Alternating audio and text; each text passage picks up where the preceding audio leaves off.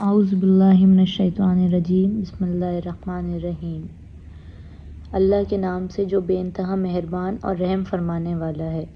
تعریف اللہ ہی کے لیے ہے جو تمام کائنات کا رب ہے، نہایت مہربان اور رحم فرمانے والا ہے، روز جزا کا مالک ہے۔ ہم تیری ہی عبادت کرتے ہیں اور تجھی سے مدد مانگتے ہیں۔ ہمیں سیدھی راستہ دکھا، ان لوگوں کا راستہ جن پر تو نے انعام فرمایا، جو معتوب نہیں ہوئے، بھٹکے ہوئے نہیں ہیں۔ الف لام میم، یہ اللہ کی کتاب ہے، اس میں کوئی شک نہیں۔ ہدایت ہے ان پرہیزگار لوگوں کے لیے جو غیب پر ایمان لاتے ہیں، نماز قائم کرتے ہیں، جو رزق ہم نے ان کو دیا ہے اس میں سے خرچ کرتے ہیں، جو کتاب تم پر نازل کی گئی ہے یعنی قرآن، اور جو کتابیں تم سے پہلے نازل کی گئی ہیں ان سب پر ایمان لاتے ہیں اور آخرت پر یقین رکھتے ہیں۔ ایسے لوگ اپنے رب کی طرف سے راہ راست پر ہیں اور وہی فلاح پانے والے ہیں۔ جن لوگوں نے ان باتوں کو تسلیم کرنے سے انکار کر دیا ان کے لیے یکساں ہے، خواہ تم انہیں خبردار کرو یا نہ کرو، بہرحال وہ ماننے والے نہیں ہیں۔ اللہ نے ان کے دلوں اور ان کے کانوں پر مہر لگا دی ہے اور ان کی آنکھوں پر پردہ پڑ گیا ہے، وہ سخت سزا کے مستحق ہیں۔ بعض لوگ ایسے بھی ہیں جو کہتے ہیں کہ ہم اللہ پر اور آخرت کے دن پر ایمان لائے ہیں، حالانکہ در حقیقت وہ مومن نہیں ہیں۔ وہ اللہ اور ایمان لانے والوں کے ساتھ دھوکے بازی کر رہے ہیں، مگر دراصل وہ خود اپنے آپ ہی کو دھوکے میں ڈال رہے ہیں اور انہیں اس کا شعور نہیں ہے۔ ان کے دلوں میں ایک بیماری ہے جسے اللہ نے اور زیادہ بڑھا دیا ہے، اور جو جھوٹ وہ بولتے ہیں اس کی پاداش میں ان کے لیے دردناک سزا ہے۔ جب کبھی ان سے کہا گیا کہ زمین میں فساد برپا نہ کرو تو انہوں نے یہی کہا کہ ہم تو اصلاح کرنے والے ہیں۔ خبردار، حقیقت میں یہی لوگ مفسد ہیں مگر انہیں شعور نہیں ہے۔ اور جب ان سے کہا گیا کہ جس طرح دوسرے لوگ ایمان لائے ہیں اسی طرح تم بھی ایمان لاؤ تو انہوں نے یہی جواب دیا کہ کیا ہم بے وقوفوں کی طرح ایمان لائیں؟ خبردار، حقیقت میں تو یہ خود بے وقوف ہیں مگر یہ جانتے نہیں ہیں۔ جب یہ اہل ایمان سے ملتے ہیں تو کہتے ہیں کہ ہم ایمان لائے ہیں، اور جب علیحدگی میں اپنے شیطانوں سے ملتے ہیں تو کہتے ہیں کہ اصل میں تو ہم تمہارے ساتھ ہیں اور ان لوگوں سے محض مذاق کر رہے ہیں۔ اللہ ان سے مذاق کر رہا ہے، وہ ان کی رسی دراز کیے جاتا ہے اور یہ اپنی سرکشی میں اندھوں کی طرح بھٹکتے چلے جاتے ہیں۔ یہ وہ لوگ ہیں جنہوں نے ہدایت کے بدلے گمراہی خرید لی ہے، مگر یہ سودا ان کے لیے نفع بخش نہیں ہے اور یہ ہرگز صحیح راستے پر نہیں ہے۔ ان کی مثال ایسی ہے جیسے ایک شخص نے آگ روشن کی اور جب اس نے سارے ماحول کو روشن کر دیا تو اللہ نے ان کا نور بصارت سلب کر لیا اور انہیں اس حال میں چھوڑ دیا کہ تاریکیوں میں انہیں کچھ نظر نہیں آتا۔ یہ بہرے ہیں، گونگے ہیں، اندھے ہیں، یہ اب نہ پلٹیں گے۔ یا پھر ان کی مثال یوں سمجھو کہ آسمان سے زور کی بارش ہو رہی ہے اور ان کے ساتھ اندھیری گھٹا اور کڑک اور چمک بھی ہے۔ یہ بجلی کے کڑاکے سن کر اپنی جانوں کے خوف سے کانوں میں انگلیاں ٹھوس لیتے ہیں، اور اللہ ان منکرین حق کو ہر طرف سے گھیرے میں لیے ہوئے ہے۔ چمک سے ان کی حالت یہ ہو رہی ہے کہ گویا عنقریب بجلی ان کی بصارت اچک لے جائے گی۔ جب ذرا کچھ روشنی انہیں محسوس ہوتی ہے تو اس میں کچھ دور چل لیتے ہیں، اور جب ان پر اندھیرا چھا جاتا ہے تو کھڑے ہو جاتے ہیں۔ اللہ چاہتا ہے تو ان کی سماعت اور بصارت بالکل ہی سلب کر لیتا، یقیناً وہ ہر چیز پر قادر ہے۔ لوگو، بندگی اختیار کرو اپنے اس رب کی جو تمہارا اور تم سے پہلے جو لوگ گزر چکے ہیں ان سب کا خالق ہے۔ تمہارے بچنے کی توقع اسی صورت سے ہو سکتی ہے، وہی تو ہے جس نے تمہارے لیے زمین کا فرش بچھایا، آسمان کی چھت بنائی، اوپر سے پانی برسایا اور اس کے ذریعے سے ہر طرح کی پیداوار نکال کر تمہارے لیے رزق بہم پہنچایا۔ بس جب تم یہ جانتے ہو تو دوسروں کو اللہ کا مد مقابل نہ ٹھہراؤ۔ اور اگر تمہیں اس امر میں شک ہے کہ یہ کتاب جو ہم نے اپنے بندے پر نازل کری ہے یہ ہماری ہے یا نہیں، تو اس کے مانند ایک ہی سورہ بنا لاؤ، اپنے سارے ہم نواؤں کو بلا لاؤ، ایک اللہ کو چھوڑ کر باقی جس کی چاہو مدد لے لو۔ اگر تم سچے ہو تو یہ کام کر کے دکھاؤ، لیکن اگر تم نے ایسا نہ کیا اور یقیناً کبھی کر نہیں سکتے تو ڈرو اس آگ سے جس کا ایندھن بنیں گے انسان اور پتھر، جو مہیا کی گئی ہے منکرین حق کے لیے۔ اور اے پیغمبر، جو لوگ اس کتاب پر ایمان لے آئے اور اس کے مطابق اپنے عمل درست کر لے، انہیں خوشخبری دے دو کہ ان کے لیے ایسے باغ ہیں جن کے نیچے نہریں بہتی ہوں گی۔ ان باغوں کے پھل صورت میں دنیا کے پھلوں سے ملتے جلتے ہوں گے۔ جب کوئی پھل انہیں کھانے کو دیا جائے گا تو وہ کہیں گے کہ ایسے ہی پھل اس سے پہلے دنیا میں ہم کو دیے جاتے تھے۔ ان کے لیے وہاں پاکیزہ بیویاں ہوں گی اور وہ وہاں ہمیشہ رہیں گے۔ ہاں، اللہ اس سے ہرگز نہیں شرماتا کہ مچھر یا اس سے بھی حقیرتر کسی چیز کی تمثیلیں دے۔ جو لوگ حق بات کو قبول کرنے والے ہیں وہ انہی تمثیلوں کو دیکھ کر جان لیتے ہیں کہ یہ حق ہے جو ان کی رب کی طرف سے آیا ہے، اور جو ماننے والے نہیں ہیں وہ انہیں سن کر کہنے لگتے ہیں کہ ایسی تمثیلوں سے تو اللہ کو کیا سروکار۔ اس طرح اللہ ایک ہی بات سے بہت سے گمراہوں میں مبتلا کر دیتا ہے۔ اس طرح اللہ ایک ہی بات سے بہتوں کو گمراہی میں مبتلا کر دیتا ہے اور بہتوں کو راہ راست دکھا دیتا ہے، اور اس سے گمراہی میں وہ انہی کو مبتلا کرتا ہے جو فاسق ہیں، اللہ کے عہد کو مضبوط باندھ لینے کے بعد توڑ دیتے ہیں۔ اللہ نے جسے جوڑنے کا حکم دیا ہے اسے کاٹتے ہیں اور زمین میں فساد برپا کرتے ہیں۔ حقیقت میں یہی لوگ نقصان اٹھانے والے ہیں۔ تم اللہ کے ساتھ کفر کا رویہ کیسے اختیار کرتے ہو حالانکہ تم بے جان تھے؟ اس نے تم کو زندگی عطا کی، پھر وہی تمہاری جان سلب کرے گا، پھر وہی تمہیں دوبارہ زندگی عطا کرے گا، پھر اسی کی طرف تمہیں پلٹ کر جانا ہے۔ وہی تو ہے جس نے تمہارے لیے زمین کی ساری چیزیں پیدا کی، پھر اوپر کی طرف توجہ فرمائی اور 7 آسمان استوار کیے، اور وہ ہر چیز کا علم رکھنے والا ہے۔ پھر جس طرح اس وقت کا تصور کرو جب تمہارے رب نے فرشتوں سے کہا تھا کہ میں زمین میں ایک خلیفہ بنانے والا ہوں۔ انہوں نے عرض کیا، کیا آپ زمین میں کسی ایسے کو مقرر کرنے والے ہیں جو اس کے انتظام کو بگاڑ دے گا اور کھریجیاں کرے گا؟ آپ کی حمد و ثنا کے ساتھ تسبیح اور آپ کی تقدیس تو ہم کر ہی رہے ہیں۔ فرمایا، میں جانتا ہوں جو کچھ تم نہیں جانتے۔ اس کے بعد اللہ نے آدم کو ساری چیزوں کے نام سکھائے، پھر انہیں فرشتوں کے سامنے پیش کیا اور فرمایا، اگر تمہارا خیال صحیح ہے کہ کسی خلیفہ کے تقرر سے انتظام بگڑ جائے گا تو ذرا ان چیزوں کے نام بتاؤ۔ انہوں نے عرض کیا، نقص سے پاک تو آپ ہی کی ذات ہے، ہم تو بس اتنا ہی علم رکھتے ہیں نقص سے پاک تو آپ ہی کی ذات ہے، ہم تو بس اتنا ہی علم رکھتے ہیں جتنا آپ نے ہم کو دے دیا ہے۔ حقیقت میں سب کچھ جاننے اور سمجھنے والا آپ کے سوا کوئی نہیں ہے۔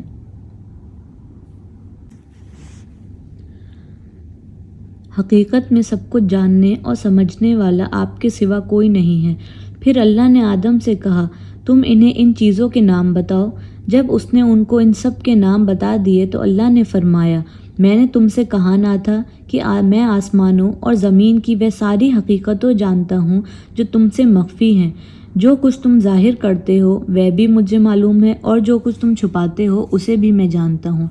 پھر جب ہم نے فرشتوں کو حکم دیا کہ آدم کے آگے جھک جاؤ تو سب جھک گئے، مگر ابلیس نے انکار کر دیا۔ وہ اپنی بڑائی کے گھمنڈ میں پڑ گیا اور نافرمانوں میں شامل ہو گیا۔ پھر ہم نے آدم سے کہا کہ تم اور تمہاری بیوی دونوں جنت میں رہو اور یہاں با فراغت جو چاہو کھاؤ، مگر اس درخت کا رخ نہ کرنا ورنہ ظالموں میں شمار ہوگے۔ آخرکار شیطان نے ان دونوں کو اس درخت کے ترغیب دے کر ہمارے حکم کی پیروی سے ہٹا دیا اور انہیں اس حالت سے نکلوا کر چھوڑا جس میں وہ تھے۔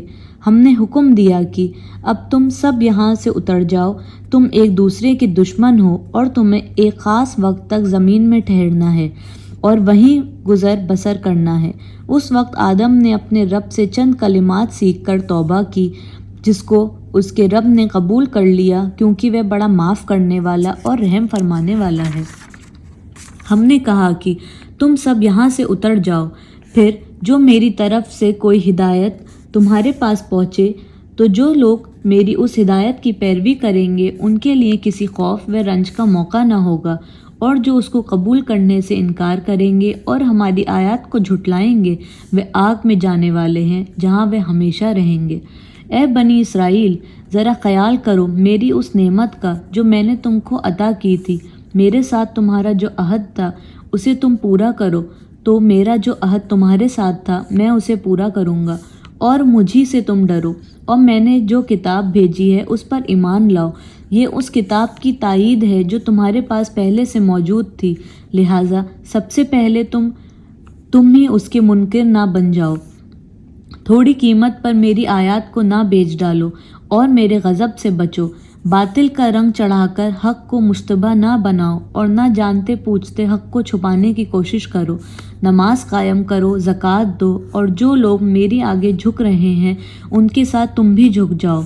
تم دوسروں کو تو نیکی کا راستہ اختیار کرنے کے لیے کہتے ہو، مگر اپنے آپ کو بھول جاتے ہو، حالانکہ تم کتاب کی تلاوت کرتے ہو۔ کیا تم عقل سے بالکل ہی کام نہیں لیتے؟ صبر اور نماز سے مدد لو۔ بے شک نماز ایک سخت مشکل کام ہے، مگر ان فرمانبردار بندوں کے لیے مشکل نہیں ہے جو سمجھتے ہیں کہ آخرکار انہیں اپنے رب سے ملنا ہے اور اسی کی طرف پلٹ کر جانا ہے۔ اے بنی اسرائیل، یاد کرو میری اس نعمت کو جس سے میں نے تمہیں نوازا تھا، اور اس کتاب کو کہ میں نے تمہیں دنیا کی ساری قوموں پر فضیلت عطا کی تھی، اور ڈرو اس دن کے جب کوئی کسی کے ذرا کام نہ آئے گا، نہ کسی کی طرف سے سفارش قبول ہوگی، نہ کسی کو فدیہ لے کر چھوڑا جائے گا، اور نہ مجرموں کو کہیں سے مدد مل سکے گی۔ یاد کرو وہ وقت جب ہم نے تم کو فرعونیوں کی غلامی سے نجات بخشی، انہوں نے تمہیں سخت عذاب میں مبتلا کر رکھا تھا، تمہارے لڑکوں کو ذبح کرتے تھے اور تمہاری لڑکیوں کو زندہ رہنے دیتے تھے، اور اس حالت میں تمہارے رب کی طرف سے تمہاری بڑی آزمائش تھی۔ یاد کرو وہ وقت جب ہم نے سمندر پھاڑ کر تمہارے لیے راستہ بنایا، پھر اس میں سے تمہیں بخیریت گزروا دیا، پھر وہی تمہاری آنکھوں کے سامنے فرعونیوں کو غرق کر دیا۔ یاد کرو جب ہم نے موسیٰ کو 40 شبان روزہ کی قرادت پر بلایا، تو اس کے پیچھے تم نے بچھڑے کو اپنا معبود بنا بیٹھے۔ اس وقت تم نے بڑی زیادتی کی تھی، مگر اس پر بھی ہم نے تمہیں معاف کر دیا کہ شاید اب تم شکر گزار بنو۔ یاد کرو کہ ٹھیک اس وقت جب تم یہ ظلم کر رہے تھے، ہم نے موسیٰ کو کتاب اور فرقان عطا کی تاکہ تم اس کے ذریعے سے سیدھا راستہ پا سکو۔ یاد کرو جب موسیٰ یہ نعمت لیے ہوئے لوٹا تو اس نے اپنی قوم سے کہا کہ لوگو، تم نے بچھڑے کو معبود بنا کر اپنے اوپر سخت ظلم کیا، لہٰذا تم لوگ اپنے خالق کے حضور توبہ کرو اور اپنی جانوں کو ہلاک کرو، اسی میں تمہارے خالق کے نزدیک تمہارے لیے بہتری ہے۔ اس وقت تمہارے خالق نے تمہاری توبہ قبول کر لی کہ وہ بڑا معاف کرنے والا اور رحم فرمانے والا ہے۔ یاد کرو جب تم نے موسیٰ سے کہا تھا کہ ہم تمہارے ہر کہنے پر ہرگز یقین نہ کریں گے جب تک کہ اپنی آنکھوں سے علانیہ خدا کو تم سے کلام کرتے نہ دیکھ لیں۔ اس وقت تمہارے دیکھتے دیکھتے ایک زبردست کڑکے نے تم کو آ لیا، تم بے جان ہو کر گر چکے تھے، مگر پھر ہم نے تم کو اٹھا لیا، شاید کہ اس احسان کے بعد تم شکر گزار بن جاؤ۔ ہم نے تم پر صبر کا سایہ کیا، من و سلویٰ کی غذا تمہارے لیے فراہم کی، اور تم سے کہا کہ جو پاک چیزیں ہم نے تمہیں بخشی ہیں انہیں کھاؤ، مگر تمہارے اسلاف نے جو کچھ کیا وہ ہم پر ان کا ظلم نہ تھا بلکہ انہوں نے اپنے آپ ہی پر ظلم کیا۔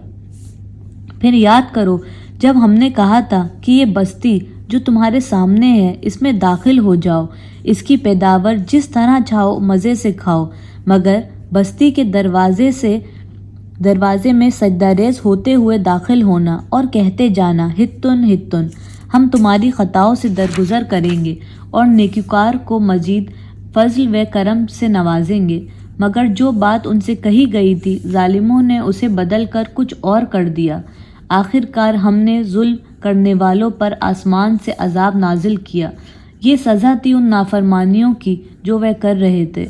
یاد کرو جب موسیٰ نے اپنی قوم کے لیے پانی کی دعا کی تو ہم نے کہا کہ فلاں چٹان پر اپنا عصا مارو، چنانچہ اس سے 12 چشمے پھوٹ نکلے، اور ہر قبیلے نے جان لیا کہ کون سی جگہ اس کے پانی لینے کی ہے۔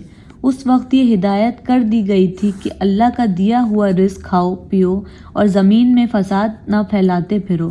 یاد کرو جب تم نے کہا تھا کہ اے موسیٰ، ہم ایک ہی طرح کے کھانے پر صبر نہیں کر سکتے، اپنے رب سے دعا کرو کہ ہمارے لیے زمین کی پیداوار، ساگ، ترکاری، گیہوں، لہسن، پیاز، دال وغیرہ پیدا کریں۔ تو موسیٰ نے کہا، کیا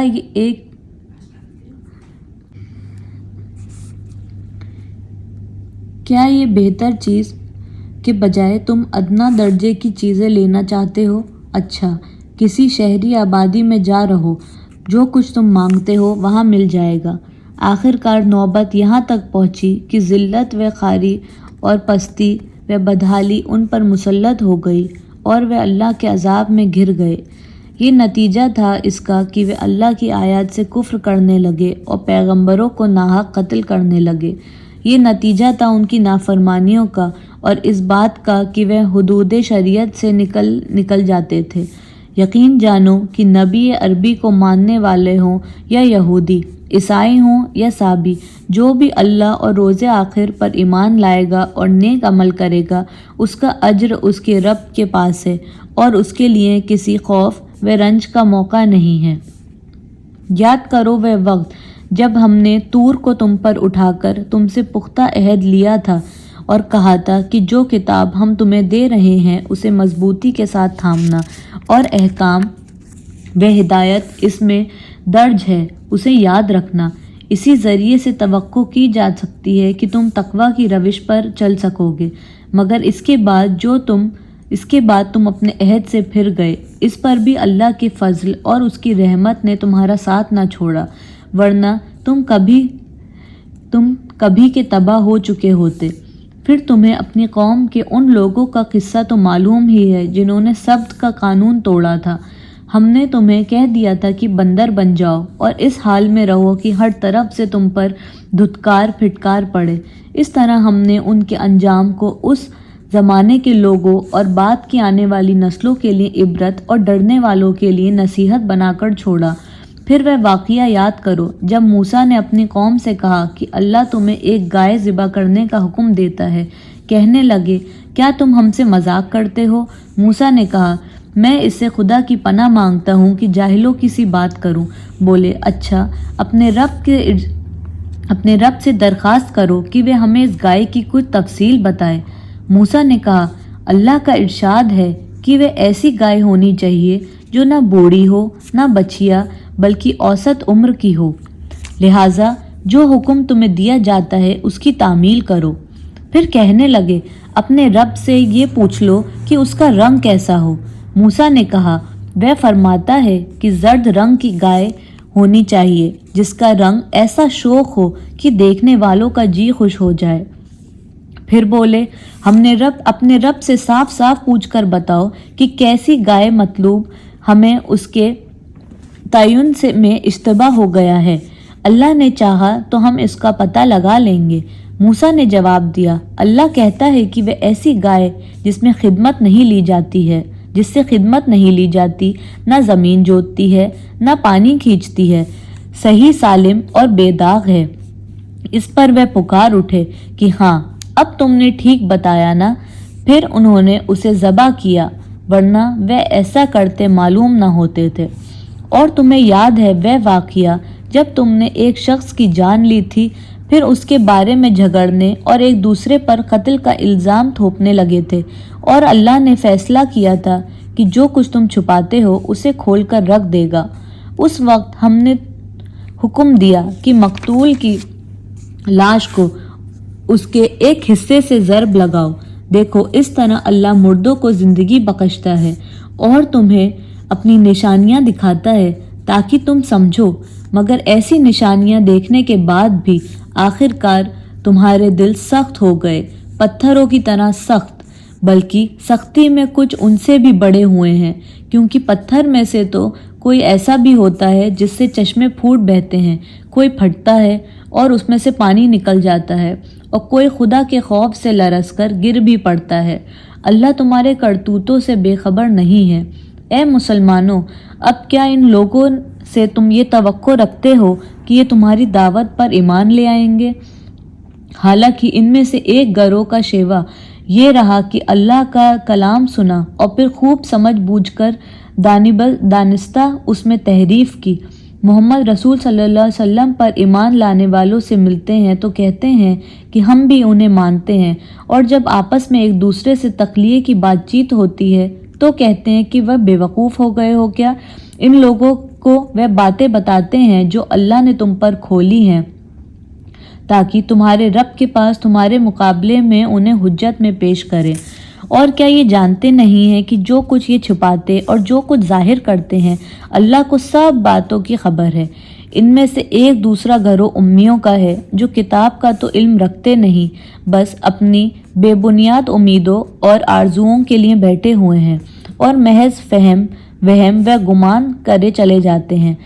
پس ہلاکت اور تباہی ہے ان لوگوں کے لیے جو اپنے ہاتھوں سے شرع کا نوشتہ لکھتے ہیں، پھر لوگوں سے کہتے ہیں کہ یہ اللہ کے پاس سے آیا ہوا ہے تاکہ اس کے معاوضے میں تھوڑا سا فائدہ حاصل کر لیں۔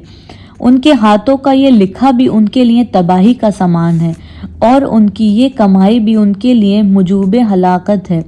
وہ کہتے ہیں کہ دوزخ کی آگ ہمیں ہرگز چھونے والی نہیں ہے الا کہ یہ چند روز کی سزا مل جائے تو مل جائے۔ ان سے پوچھو، کیا تم نے اللہ سے کوئی عہد لے لیا ہے جس کی خلاف ورزی وہ نہیں کر سکتا؟ بات یہ ہے کہ تم اللہ کے ذمے ڈال کر ایسی باتیں کہہ دیتے ہو جن کے متعلق تمہیں علم نہیں ہے کہ ان سے ان کا ذمہ لیا ہے۔ آخر تمہیں دوزخ کی آگ کیوں نہ چھوئے گی؟ جو بھی بدی کمائے گا اور اپنی خطاکاری میں چکر میں پڑے گا وہ دوزخی ہے اور دوزخ ہی میں وہ ہمیشہ رہے گا۔ اور جو لوگ ایمان لائیں گے اور نیک عمل کریں گے وہ جنتی ہیں اور جنت میں وہ ہمیشہ رہیں گے۔ یاد کرو، اسرائیل کی اولاد سے ہم نے پختہ عہد لیا تھا کہ اللہ کے سوا کسی کی عبادت نہ کرنا، ماں باپ کے ساتھ، رشتہ داروں کے ساتھ، یتیموں اور مسکینوں کے ساتھ نیک سلوک کرنا، لوگوں سے بھلی بات کہنا، نماز قائم کرنا اور زکوٰۃ دینا۔ مگر تھوڑے آدمیوں کے سوا تم سب اس عہد سے پھر گئے اور اب تک پھرے ہوئے ہو۔ پھر ذرا یاد کرو، ہم نے تم سے مضبوط عہد لیا تھا کہ آپس میں ایک دوسرے کا خون نہ بہانا اور نہ ایک دوسرے کو گھر سے بے گھر کرنا۔ تم نے اس کا اقرار کیا تھا، تم خود اس پر گواہ ہو، مگر آج وہی تم ہو کہ اپنے بھائی بندوں کو قتل کرتے ہو، اپنی برادری کے کچھ لوگوں کو بے خانمہ کر دیتے ہو، ظلم و زیادتی کے ساتھ ان کے خلاف جتھے بندیاں کرتے ہو، اور جب وہ لڑائی میں پکڑے ہوئے تمہارے پاس آتے ہیں تو ان کی رہائی کے لیے فدیے کا لین دین کرتے ہو، حالانکہ انہیں ان کے گھروں سے نکلنا ہی سرے سے تم پر حرام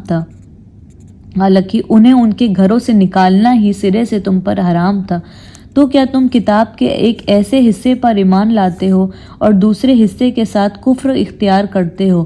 پھر تم میں سے جو لوگ ایسا کریں اس کی سزا اس کے سوا اور کیا ہے کہ دنیا کی زندگی میں وہ ذلیل و خوار ہو کر رہیں اور آخر میں شدید ترین عذاب کی طرف سے پھیر دیے جائیں۔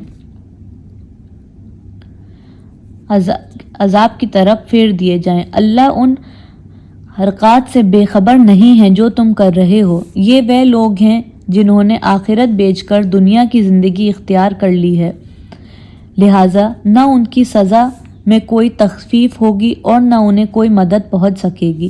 ہم نے موسیٰ کو کتاب دی، اس کے بعد پے در پے رسول بھیجے، آخرکار عیسیٰ ابن مریم کو روشن نشانیاں دے کر بھیجا اور روح پاک سے اس کی مدد کی۔ پھر یہ تمہارا کیا ڈھنگ ہے کہ جب کوئی رسول تمہارے پاس خواہشات نفس کے خلاف کوئی چیز لے کر تمہارے پاس آیا تو تم نے اسے اس کے مقابلے میں سرکشی ہی کی، کسی کو جھٹلایا اور کسی کو قتل کر ڈالا۔ وہ کہتے ہیں ہمارے دل محفوظ ہیں، نہیں، اصل بات یہ ہے کہ انہیں کفر کی وجہ سے ان پر اللہ کی پھٹکار پڑی ہے، اس لیے وہ کم ہی ایمان لاتے ہیں۔ اور اب جو ایک کتاب اللہ کی طرف سے ان کے پاس آئی ہے اس کے ساتھ ان کا کیا برتاؤ ہے، باوجود کہ وہ اس کتاب کی تصدیق کرتی ہے جو ان کے پاس پہلے سے موجود تھی، باوجود کہ اس کی آمد سے پہلے وہ خود کفار کے مقابلے میں فتح و نصرت کی دعائیں مانگا کرتے تھے، مگر جب وہ چیز آ گئی جسے وہ پہچان بھی گئے تو انہوں نے اسے ماننے سے انکار کر دیا۔ خدا کی لعنت ان منکرین پر! کیسا برا ذریعہ ہے جس سے یہ اپنے نفس کی تسلی حاصل کرتے ہیں کہ جو ہدایت اللہ نے نازل کی ہے اس کے مقابلے کرنے سے صرف اس ضد کی بنا پر انکار کر رہے ہیں کہ اللہ نے اپنے فضل، وحی و رسالت سے جس بندے کو خود چاہا نواز دیا، لہٰذا اب یہ غضب بالا ایک غضب کے مستحق ہو گئے ہیں، اور ایسے کافروں کے لیے سخت ذلت آمیز سزا مقرر ہے۔ جب ان سے کہا جاتا ہے کہ جو کچھ اللہ نے نازل کیا ہے اس پر ایمان لاؤ، تو وہ کہتے ہیں ہم تو صرف اس چیز پر ایمان لاتے ہیں جو ہمارے یہاں یعنی بنی اسرائیل میں اتری ہے۔ اس دائرے کے باہر جو کچھ آیا ہے اسے ماننے سے وہ انکار کرتے ہیں، حالانکہ وہ حق ہے، اور اس تعلیم کی تصدیق وہ تائید کر رہا ہے جو ان کے یہاں پہلے سے موجود تھی۔ اچھا ان سے کہو، اگر تم اس تعلیم ہی پر ایمان رکھنے والے ہو جو تمہارے پاس یہاں آئی تھی تو اس سے پہلے اللہ کے ان پیغمبروں کو جو خود بنی اسرائیل میں پیدا ہوئے تھے کیوں قتل کرتے رہے ہو؟ تمہارے پاس موسیٰ کیسی کیسی روشن نشانیوں کے ساتھ آیا، پھر بھی تم ایسے ظالم تھے کہ اس کے پیٹھ مڑتے ہی بچڑے کو معبود بنا بیٹھے۔ پھر ذرا اس میثاق کو یاد کرو جو طور کو تمہارے اوپر اٹھا کر ہم نے تم سے لیا تھا۔ ہم نے تاکید کی تھی کہ جو ہدایت ہم دے رہے ہیں اس کی سختی کے ساتھ پابندی کرو اور کان لگا کر سنو۔ تمہارے اسلاف نے کہا کہ ہم نے سن لیا مگر مانیں گے نہیں، اور ان کی باطل پرستیاں کا حال یہ تھا کہ دلوں میں ان کے بچڑا ہی بسا ہوا تھا۔ کہو اگر تم مومن ہو تو یہ عجیب ایمان ہے جو ایسی بری حرکات کا تمہیں حکم دیتا ہے۔ ان سے کہو کہ اگر واقعی اللہ کے نزدیک آخرت کا گھر تمام انسانوں کو چھوڑ کر صرف تمہارے لیے ہی مخصوص ہے، تب تو تمہیں چاہیے کہ موت کی تمنا کرو اگر تم اپنے اس خیال میں سچے ہو۔ یقین جانو کہ یہ کبھی اس کی تمنا نہ کریں گے، اس لیے کہ اپنے ہاتھوں میں جو کچھ کما کر انہوں نے وہاں بھیجا ہے اس کا اقتضا یہی ہے کہ وہ وہاں جانے کی تمنا نہ کریں۔ اللہ ان ظالموں کے حال سے خوب واقف ہے۔ تم انہیں سب سے بڑھ کر جینے کا حریص پاؤ گے، حتیٰ یہ کہ اس معاملے میں مشرکوں سے بھی بڑے ہوئے ہیں۔ ان میں سے ایک ایک شخص یہ چاہتا ہے کہ کسی طرح 1000 برس جیے، حالانکہ لمبی عمر بہرحال اسے عذاب سے تو دور نہیں پھینک سکے گی۔ جیسے کچھ اعمال یہ کر رہے ہیں اللہ تو انہیں دیکھ ہی رہا ہے۔ ان سے کہو کہ جو کوئی جبریل سے عداوت رکھتا ہو اسے معلوم ہونا چاہیے کہ جبریل نے اللہ ہی کے اذن سے یہ قرآن تمہارے قلب پر نازل کیا، جو پہلے آئی ہوئی کتابوں کی تصدیق و تائید کرتا ہے اور ایمان لانے والوں کے لیے ہدایت اور کامیابی کی بشارت بن کر آیا ہے۔ اگر جبریل نے اس کی عداوت کا سبب یہ ہے کہ تو کہہ دو کہ جو اللہ اور اس کے فرشتوں اور رسولوں اور جبریل اور میکائیل کے دشمن ہے، اللہ ان کافروں کا دشمن ہے۔ ہم نے تمہاری طرف ایسی آیات نازل کی ہے جو صاف صاف حق کا اظہار کرنے والی ہے، اور ان کی پیروی سے صرف وہی لوگ انکار کرتے ہیں جو فاسق ہیں۔ کیا ہمیشہ ایسا ہی نہیں ہوتا رہا ہے کہ جب انہوں نے کوئی عہد کیا تو ان میں سے ایک نہ ایک گروہ نے ضرور ہی بالا ایک طاق رکھ دیا؟ کیا ہمیشہ ایسا ہی نہیں ہوتا رہا کہ جب انہوں نے کوئی عہد کیا تو ان میں سے ایک نہ ایک گروہ نے اسے ضرور ہی بالائے طاق رکھ دیا؟ بلکہ ان میں سے اکثر ایسے ہی ہیں جو سچے دل سے ایمان نہیں لاتے، اور جب ان کے پاس اللہ کی طرف سے کوئی رسول اس کتاب کی تصدیق و تائید کرتا ہوا آیا تو ان کے یہاں پہلے سے موجود تھی، تو ان اہل کتاب میں سے ایک گروہ نے کتاب اللہ کو اس طرح پسے پشت ڈالا گویا کہ وہ کچھ جانتے ہی نہیں ہیں، اور لگے ان چیزوں کی پیروی کرنے جو شیاطین سلیمان کی سلطنت کا نام لے کر پیش کیا کرتے تھے، حالانکہ سلیمان نے کبھی کفر نہیں کیا۔ کفر کے مرتکب تو وہ شیاطین تھے جو لوگوں کو جادوگری کا تعلیم دیتے تھے۔ وہ پیچھے پڑے اس چیز کے جو بابل میں 2 فرشتوں ہاروت و ماروت پر نازل کی گئی تھی۔ حالانکہ وہ فرشتے جب بھی کسی کو اس کی تعلیم دیتے تھے تو پہلے صاف طور پر متنبہ کر دیا کرتے تھے کہ دیکھ، ہم محض ایک آزمائش ہیں، تو کفر میں مبتلا نہ ہو۔ پھر بھی یہ لوگ ان سے وہ چیز سیکھتے تھے جس سے شوہر اور بیوی میں جدائی ڈال دیں۔ ظاہر تھا کہ اذن الہی کے بغیر وہ اس ذریعے سے کسی کو ضرر نہیں پہنچا سکتے، مگر اس کے باوجود وہ ایسی چیز سیکھتے تھے جو خود ان کے لیے نفع بخش نہیں بلکہ نقصان دہ تھی، اور انہیں خوب معلوم تھا کہ جو اس چیز کا خریدار بنا اس کے لیے آخرت میں کوئی حصہ نہیں۔ کتنی بری متاع تھی جس کے بدلے انہوں نے اپنی جانوں کو بیچ ڈالا۔ کاش انہیں معلوم ہوتا اگر وہ ایمان اور تقوی اختیار کرتے تو اللہ کے یہاں اس کا جو بدلہ ملتا وہ ان کے لیے زیادہ بہتر تھا۔ کاش انہیں خبر ہوتی۔ اے لوگ جو ایمان لائے ہو، رائنا نہ کہا کرو بلکہ انظرنا کہا کرو، اور توجہ سے بات کو سنو۔ یہ کافر تو عذاب علیم کے مستحق ہیں۔ یہ لوگ جنہوں نے دعوت حق کو قبول کرنے سے انکار کر دیا، خواہ اہل کتاب میں سے ہوں یا مشرک ہوں، ہرگز پسند نہیں کرتے کہ تمہارے رب کی طرف سے تم پر کوئی بھلائی نازل ہو، مگر اللہ جس کو چاہتا ہے اپنی رحمت کے لیے چن لیتا ہے، اور وہ بڑا فضل فرمانے والا ہے۔ ہم اپنی جس آیت کو منسوخ کر دیتے ہیں یا بھلا دیتے ہیں، اس کی جگہ اس سے بہتر لاتے ہیں یا کم سے کم ویسا ہی لاتے ہیں۔ کیا تم جانتے نہیں ہو کہ اللہ ہر چیز پر قدرت رکھتا ہے؟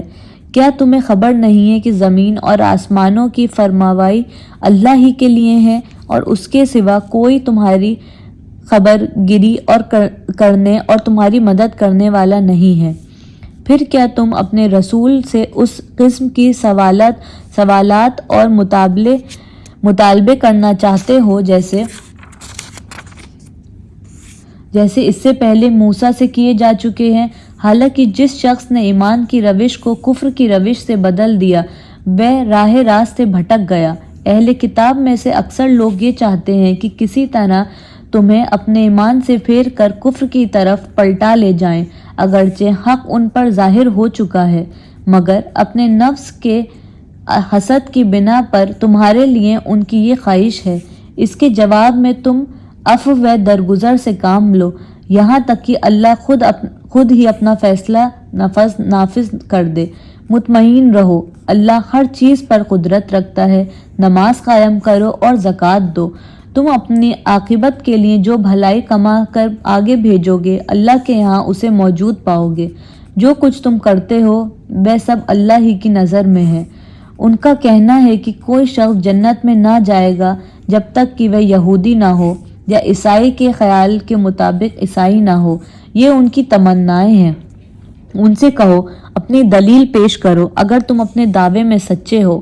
دراصل تمہاری کچھ خصوصیات ہے نہ کسی اور کی۔ حق یہ ہے کہ جو بھی اپنی ہستی کو اللہ کی اطاعت میں سونپ دے اور عملاً نیک روش پر چلے، ان کے لیے ان کے رب کے پاس اس کا اجر ہے، اور ایسے لوگوں کے لیے کسی خوف یا رنج کا موقع نہیں ہے۔ یہودی کہتے ہیں عیسائیوں کے پاس کچھ نہیں، عیسائی کہتے ہیں یہودیوں کے پاس کچھ نہیں، حالانکہ دونوں ہی کتاب پڑھتے ہیں، اور اسی قسم کے دعوے ان لوگوں کے بھی ہیں جن کے پاس کتاب کا علم نہیں ہے۔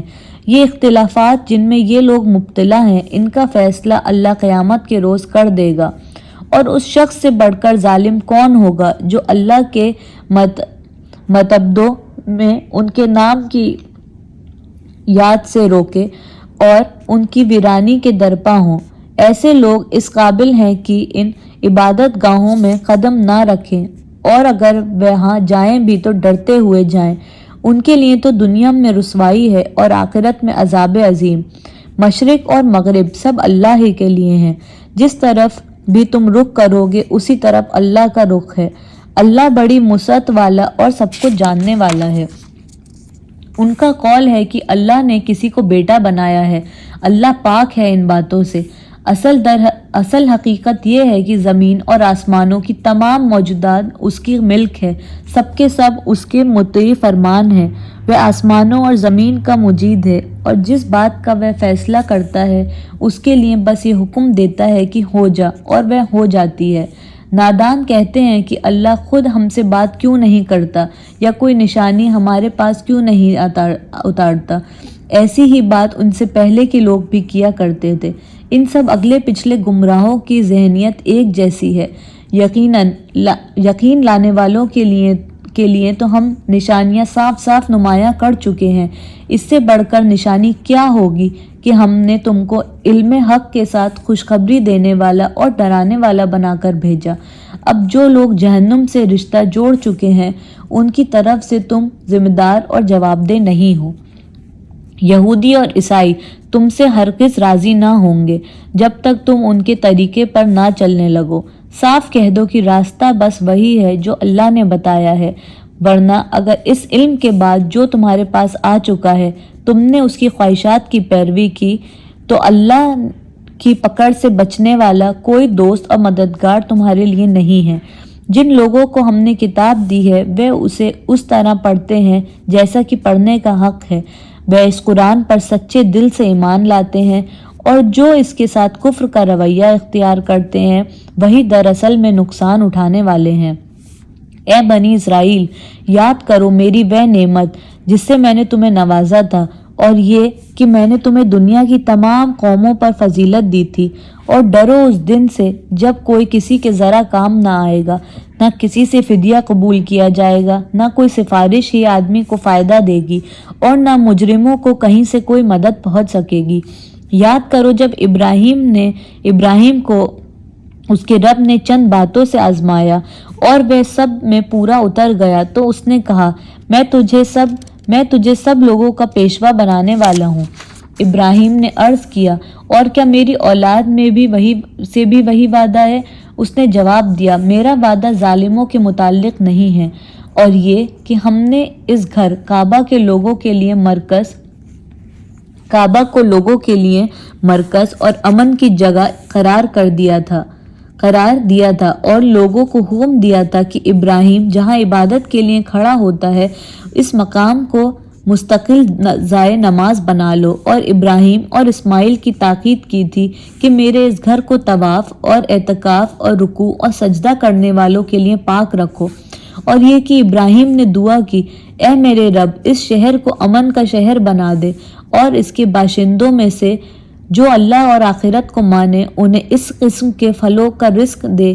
جواب میں ان کے رب نے فرمایا، اور جو نہ مانے گا دنیا کی چند روزہ زندگی کا سامان تو میں اسے بھی دوں گا، مگر آخرکار اسے عذاب جہنم کی طرف گھسیٹوں گا، اور وہ بدترین ٹھکانہ ہے۔ اور یاد کرو ابراہیم اور اسماعیل جب اس گھر کی دیواریں اٹھا رہے تھے تو دعا کرے جاتے تھے، اے ہمارے رب ہم سے اس خدمت قبول فرما لے، تو سب کی سننے اور سب کو جاننے والا ہے۔ اے رب ہم دونوں کو اپنا مسلم مطیع فرمان بنا، ہماری نسل سے ایک ایسی قوم اٹھا جو تیری مسلم ہو، ہمیں اپنی عبادت کے طریقے بتا اور ہماری کوتاہیوں سے درگزر فرما، تو بڑا معاف کرنے والا اور رحم فرمانے والا ہے۔ اور اے رب ان لوگوں میں خود انہی کی قوم سے ایک رسول اٹھائیو جو انہیں تیری آیات سنائے، ان کی کتاب اور حکمت تعلیم دے اور ان کی زندگیاں سنوارے، تو بڑا مقتدر اور حکیم ہے۔ اب کون ہے جو ابراہیم کے طریقے سے نفرت کرے جس نے خود اپنے آپ کو حماقت اور جہالت میں مبتلا کر لیا ہو؟ اس کے سوا کون یہ حرکت کر سکتا ہے؟ ابراہیم تو وہ شخص ہے جس کو ہم نے دنیا میں اپنے کام کے لیے چن لیا تھا، اور آخرت میں اس کا شمار صالحین میں ہوگا۔ اس کا حال یہ تھا کہ جب اس کے رب نے اسے کہا مسلم ہو جا تو اس نے فوراً کہا، میں مالک کائنات کا مسلم ہو گیا۔ اس طریقے پر چلنے کی ہدایت اس نے اپنی اولاد کو کی تھی، اور اسی کی وصیت یعقوب اپنی اولاد کو کر گیا تھا۔ اس نے کہا تھا کہ میرے بچوں، اللہ نے تمہارے لیے یہی دین پسند کیا ہے، لہٰذا مرتے دم تک مسلم ہی رہنا۔ پھر کیا تم اس وقت موجود تھے جب یعقوب اس دنیا سے رخصت ہو رہا تھا۔ اس نے مرتے وقت اپنے بیٹوں سے پوچھا، بچوں میرے بعد تم کس کی بندگی کرو گے؟ ان سب نے جواب دیا، ہم اسی ایک خدا کی بندگی کریں گے جسے آپ نے اور آپ کے بزرگوں ابراہیم، اسماعیل اور اسحاق نے خدا مانا ہے، اور ہم اسی کے مسلم ہیں۔ وہ کچھ لوگ تھے جو گزر گئے، جو کچھ انہوں نے کمایا وہ انہی کے لیے ہے، اور جو کچھ تم کماؤ گے وہ تمہارے لیے ہیں۔ تم سے یہ نہ پوچھا جائے گا کہ وہ کیا کرتے رہتے تھے۔ یہودی کہتے ہیں یہودی ہو تو راہ راست پاؤ گے، عیسائی کہتے ہیں عیسائی ہو تو ہدایت ملے گی۔ ان سے کہو نہیں، بلکہ سب کو چھوڑ کر ابراہیم کا طریقہ، اور ابراہیم مشرکوں میں سے نہ تھا۔ مسلمانوں کہو کہ ہم ایمان لائے اللہ پر اور اس ہدایت پر جو ہمارے طرف نازل ہوئی ہے، اور جو اس ابراہیم، اسماعیل، اسحاق، یعقوب اور اولاد یعقوب کی طرف نازل ہوئی تھی، اور جو موسیٰ اور عیسیٰ اور دوسرے تمام پیغمبروں کو ان کی رب کی طرف سے دی گئی تھی۔ ہم ان کے درمیان کوئی تفریق نہیں کرتے، اور ہم اللہ کے مسلم ہیں۔ پھر اگر وہ اسی طرح ایمان لائے جس طرح تم ایمان لائے ہو تو ہدایت پر ہیں، اور اگر اس سے منہ پھیر لیں تو کھلی بات یہ ہے کہ وہ ہٹ دھرمی میں پڑ گئے ہیں۔ لہٰذا اطمینان رکھو کہ ان کے مقابلے میں اللہ تمہاری حمایت کے لیے کافی ہے، وہ سب کچھ سنتا اور جانتا ہے۔ کہو اللہ کا رنگ اختیار کرو، اس کے رنگ سے اچھا اور کس کا رنگ ہوگا، اور ہم اسی کی بندگی کرنے والے لوگ ہیں۔ اے نبی ان سے کہو، کیا تم اللہ کے بارے میں ہم سے جھگڑتے ہو، حالانکہ وہی ہمارا رب بھی ہے اور تمہارا رب بھی۔ ہمارے اعمال ہمارے ہیں اور تمہارے اعمال تمہارے لیے ہیں، اور ہم اللہ ہی کے لیے اپنی بندگی کو خالص کر چکے ہیں۔ یا پھر تمہارا کہنا یہ ہے کہ ابراہیم، اسماعیل، اسحاق اور یعقوب اور اولاد یعقوب سب کے سب یہودی تھے یا نصرانی تھے؟ کہو تم زیادہ جانتے ہو یا اللہ؟ اس شخص سے بڑا ظالم اور کون ہوگا جس کے ذمے اللہ کی طرف سے ایک گواہی ہو اور وہ اسے چھپائے۔ تمہاری حرکت سے اللہ غافل تو نہیں ہے۔ وہ کچھ لوگ تھے جو گزر چکے، ان کی کمائی ان کے لیے تھی اور تمہاری کمائی تمہارے لیے۔ تم سے ان کے اعمال کے متعلق سوال نہ ہوگا۔ الحمدللہ۔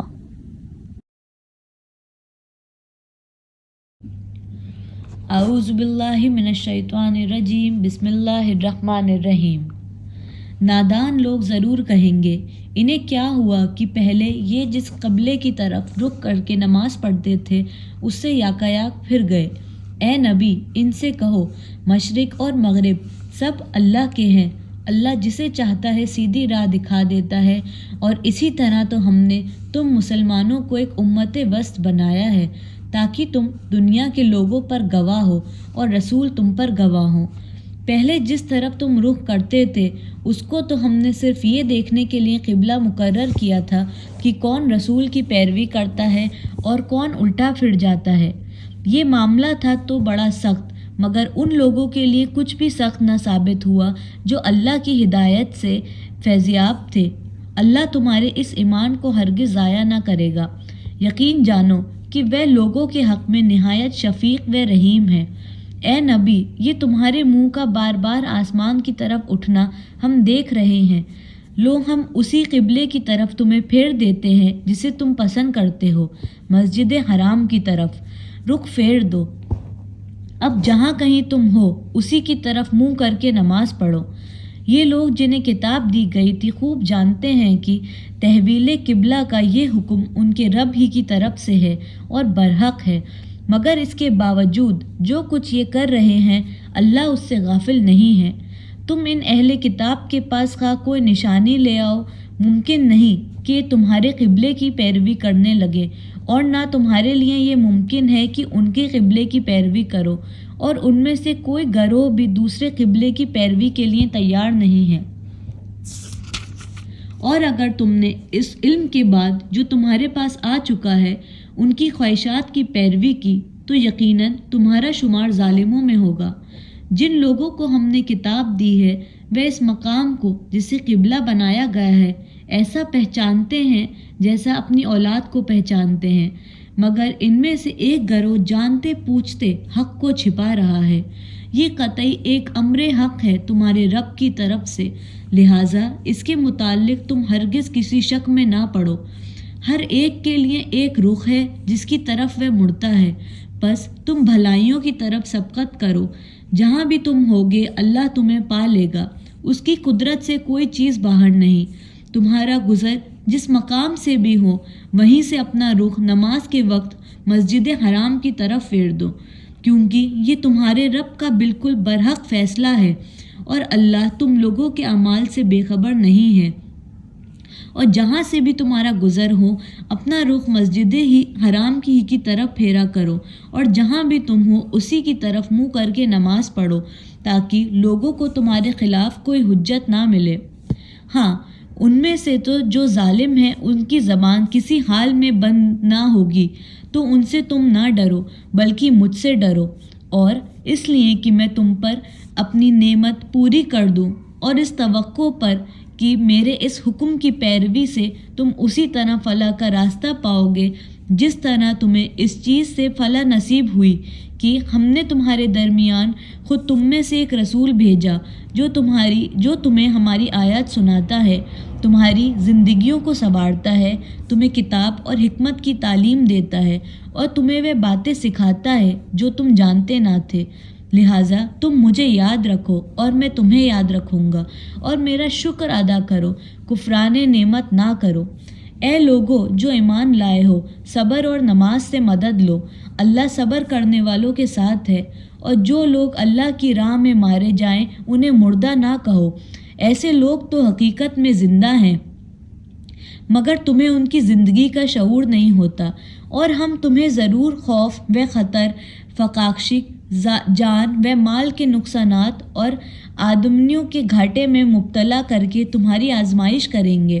ان حالات میں جو لوگ صبر کریں اور جب کوئی مصیبت پڑے تو کہیں کہ ہم اللہ ہی کے ہیں اور اللہ ہی کی طرف ہمیں پلٹ کر جانا ہے، انہیں خوشخبری دے دو۔ ان پر ان کے رب کی طرف سے بڑی عنایت ہوں گی، اس کی رحمت ان پر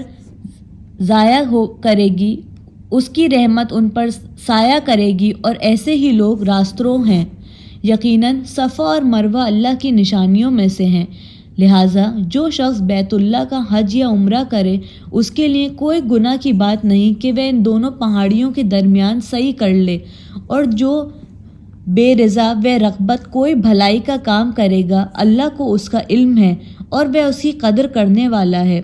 جو لوگ ہماری نازل کی ہوئی روشن تعلیمات اور ہدایت کو چھپاتے ہیں، درا حالے کہ ہم انہیں ان سب انسانوں کی رہنمائی کے لیے اپنی کتاب میں بیان کر چکے ہیں، یقین جانو کہ اللہ بھی ان پر لعنت کرتا ہے اور تمام لعنت کرنے والے بھی ان پر لعنت بھیجتے ہیں۔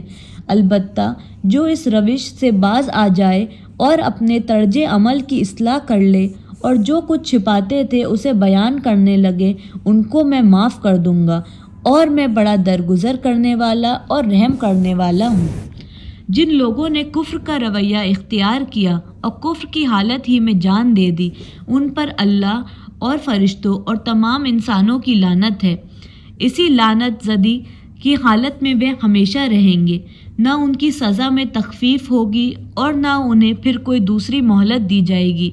تمہارا خدا ایک ہی خدا ہے، اس رحمان اور رحیم کے سوا کوئی اور خدا نہیں ہے۔ اس حقیقت کو پہچاننے کے لیے اگر کوئی نشانی اور علامت درکار ہے تو جو لوگ اس عقل سے کام لیتے ہیں ان کے لیے آسمانوں اور زمین کی ساخت میں رات اور دن کے پہم ایک دوسرے کے بعد آنے میں، ان کشتیوں میں جو انسان کے نفع کی چیزیں لیے ہوئے دریاؤں اور سمندروں میں چلتی پھرتی ہیں، بارش کے اس پانی میں جسے اللہ اوپر سے برساتا ہے، پھر اس کے ذریعے سے مردہ زمین کو زندگی بخشتا ہے، اور اپنے اس انتظام کی بدولت زمین میں ہر قسم کی جاندار مخلوق کو پھیلاتا ہے، ہواؤں کی گردش میں اور ان بادلوں میں جو آسمان اور زمین کے درمیان تابع فرمان بنا کر رکھے ہوئے ہیں۔ بے شمار نشانیاں ہیں، مگر واحد خداوندی پر دلالت کرنے والے ان کھلے کھلے آثار کے ہوتے ہوئے بھی کچھ لوگ ایسے ہیں جو اللہ کے سوا دوسروں کو اس کا ہمسر اور مد مقابل بناتے ہیں، اور ان کے ایسے گرویدہ ہیں جیسے اللہ کے ساتھ گرویدگی ہونی چاہیے۔ حالانکہ ایمان رکھنے والے لوگ سب سے بڑھ کر اللہ کو محبوب رکھتے ہیں۔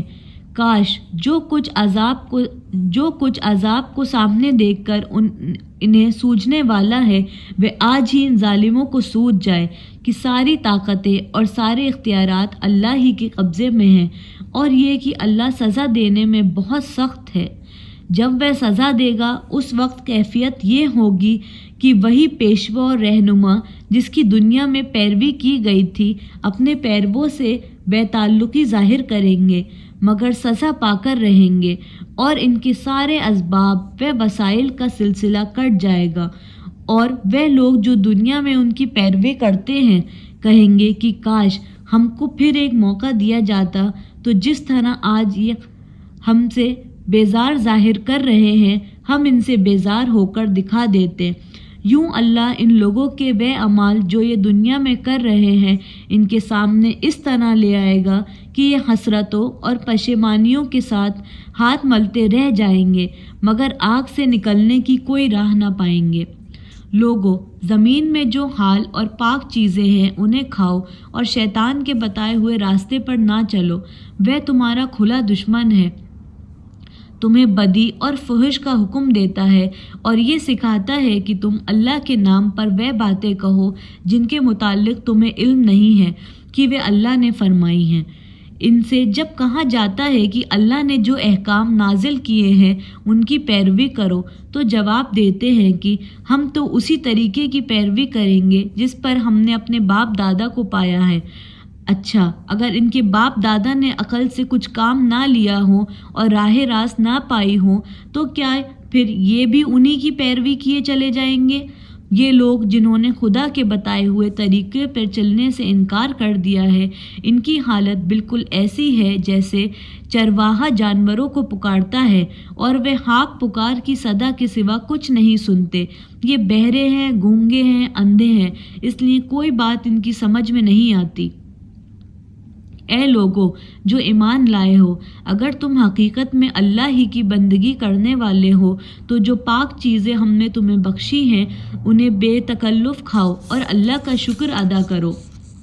اللہ کی طرف سے اگر کوئی پابندی تم پر ہے تو وہ یہ ہے کہ مردار نہ کھاؤ، خون سے اور سور کے گوشت سے پرہیز کرو، اور کوئی ایسی چیز نہ کھاؤ جس پر اللہ کے سوا کسی اور کا نام لیا گیا ہو۔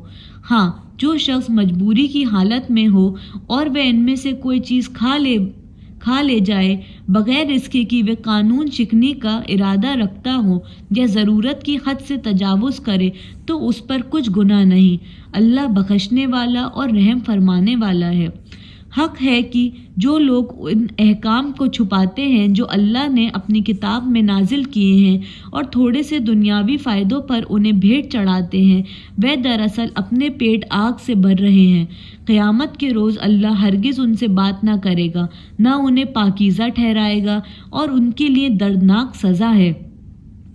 یہ وہ لوگ ہیں جنہوں نے ہدایت کے بدلے ضلالت خریدی اور مغفرت کے بدلے عذاب مول لیا۔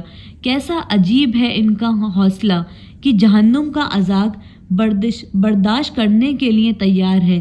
یہ سب کچھ اس وجہ سے ہوا کہ اللہ نے تو ٹھیک ٹھیک حق کے مطابق کتاب نازل کی تھی، مگر جن لوگوں نے کتاب کے اختلافات نکالے وہ اپنے جھگڑوں میں حق سے بہت دور نکل گئے۔ نیکی یہ نہیں ہے کہ تم نے اپنے چہرے مشرق کی طرف کر لیے یا مغرب کی طرف، بلکہ نیکی یہ ہے کہ آدمی اللہ کو اور یوم آخر کو اور ملائکہ کو اور اللہ کی نازل کی ہوئی کتاب اور اس کے پیغمبروں کو دل سے مانے، اور اللہ کی محبت میں اپنا دل پسند مال رشتہ داروں اور یتیموں پر، مسکینوں اور مسافروں پر، مدد کے لیے ہاتھ پھیلانے والوں پر اور غلاموں کی رہائی پر خرچ کرے، نماز قائم کرے اور زکوٰۃ دے۔ اور نیک وہ لوگ ہیں کہ جب عہد کریں تو اسے وفا کرے، اور تنگی اور مصیبت کے وقت میں اور حق و باطل کی جنگ میں صبر کرے۔ یہ ہیں راست باز لوگ اور یہی لوگ متقی ہیں۔ اے لوگو جو ایمان لائے ہو، تمہارے لیے قتل کے مقدموں میں قصاص کا حکم لکھ گیا ہے۔ آزاد آدمی نے قتل کیا ہو تو اس آزاد ہی سے بدلہ لیا جائے، غلام قتل ہو تو وہ غلام ہی قتل کیا جائے، اور عورت اس جرم کی مرتکب ہو تو اس عورت ہی سے قصاص لیا جائے۔ ہاں، اگر کسی قاتل کے ساتھ اس کا بھائی کچھ نرمی کرنے کے لیے تیار ہو تو معروف طریقے کے مطابق خون بہا کا تصفیہ ہونا چاہیے، اور قاتل کو لازم ہے کہ راستی کے ساتھ خون بہا ادا کر دے۔ یہ تمہارے رب کی طرف سے تخفیف اور رحمت ہے۔ اس پر جو بھی زیادتی کرے گا اس کے لیے دردناک سزا ہے۔ عقل و خرد رکھنے والوں، تمہارے لیے قصاص میں زندگی ہے۔ امید ہے کہ تم اس قانون کی خلاف ورزی سے پرہیز کرو گے۔ تم پر فرض کیا گیا ہے کہ جب تم میں سے کسی کی موت کا وقت آ جائے اور وہ اپنے پیچھے مال چھوڑ رہا ہو تو والدین اور رشتہ داروں کے لیے معروف طریقے سے وصیت کرے۔ یہ حق ہے متقی لوگوں پر۔ پھر جنہوں نے وصیت سنی اور بعد میں اسے بدل ڈالا تو اس کا گناہ ان بدلنے والوں پر ہوگا۔ اللہ سب کچھ سنتا اور جانتا ہے۔ البتہ جس کو یہ اندیشہ ہو کہ وصیت کرنے والوں نے نادانستہ یا قصداً حق تلفی کی ہے اور پھر معاملے سے تعلق رکھنے والوں کے درمیان وہ اصلاح کرے تو اس پر کچھ گناہ نہیں ہے۔ اللہ بخشنے والا اور رحم فرمانے والا ہے۔ اے لوگو جو ایمان لائے ہو، تم پر روزے فرض کر دیے گئے ہیں جس طرح تم سے پہلے انبیاء کے پیرووں پر فرض کیے گئے تھے۔ اس سے توقع ہے کہ تم میں سے تقوی کی صفت پیدا ہوگی۔ چند مقرر دنوں کے روزے ہیں۔ اگر تم میں سے کوئی بیمار ہو یا سفر پر ہو تو دوسرے دن میں اتنی ہی تعداد پوری کر لے، اور جو لوگ روزہ رکھنے کی قدرت رکھتے ہوں پھر نہ رکھیں تو وہ فدیہ دیں۔ ایک روزے کا فدیہ ایک مسکین کو کھانا کھلانا ہے، اور جو اپنی خوشی سے زیادہ بھلائی کرے تو یہ اسی کے لیے بہتر ہے۔ لیکن اگر تم سمجھو تمہارے حق میں اچھا یہی ہے کہ روزہ رکھو۔ رمضان وہ مہینہ ہے جس میں قرآن نازل کیا گیا، جو انسانوں کے لیے سراسر ہدایت اور ایسی واضح تعلیمات پر مشتمل ہے جو راہ راست دکھانے والی اور حق و باطل کا فرق کھول کر رکھ دینے والی ہے۔ لہٰذا اب سے جو شخص اس مہینے کو پائے اس کو لازم ہے کہ اس پورے مہینے کے روزے رکھے، اور جو کوئی مریض ہو یا سفر پر ہو تو وہ دوسرے دنوں میں روزے کی تعداد پوری کرے۔ اللہ تمہارے ساتھ نرمی کرنا چاہتا ہے، سختی کرنا نہیں چاہتا۔ اس لیے یہ طریقہ تمہیں بتایا جا رہا ہے تاکہ تم روزے کی تعداد پوری کر سکو، اور جس ہدایت سے اللہ نے تمہیں سرفراز کیا ہے اس پر اللہ کی کبریائی کا اظہار و اعتراف کرو اور شکر گزار بنو۔ اور اے نبی، میرے بندے اگر تم سے میرے متعلق پوچھیں تو انہیں بتا دو کہ میں ان سے قریب ہی ہوں۔ پکارنے والا جب بھی مجھے پکارتا ہے میں اس کی پکار سنتا ہوں اور جواب دیتا ہوں۔ لہٰذا انہیں چاہیے کہ میری دعوت پر لبیک کہیں اور مجھ پر ایمان لے آئیں۔ یہ بات تم انہیں سنا دو، شاید کہ وہ راہ راست پالیں۔ تمہارے لیے روزوں کے زمانوں میں راتوں کو اپنی بیویوں کے پاس جانا حلال کر دیا گیا ہے۔ وہ تمہارے لیے لباس ہے اور تم ان کے لیے لباس ہو۔ اللہ کو معلوم ہو گیا کہ تم لوگ چپکے اپنے آپ سے خیانت کر رہے تھے، مگر اس نے تمہارا قصور معاف کر دیا اور تم سے درگزر فرمایا۔ اب تم اپنی بیویوں کے ساتھ شاباشی کرو اور جو لطف اللہ نے تمہارے لیے جائز کر دیا ہے اسے حاصل کرو۔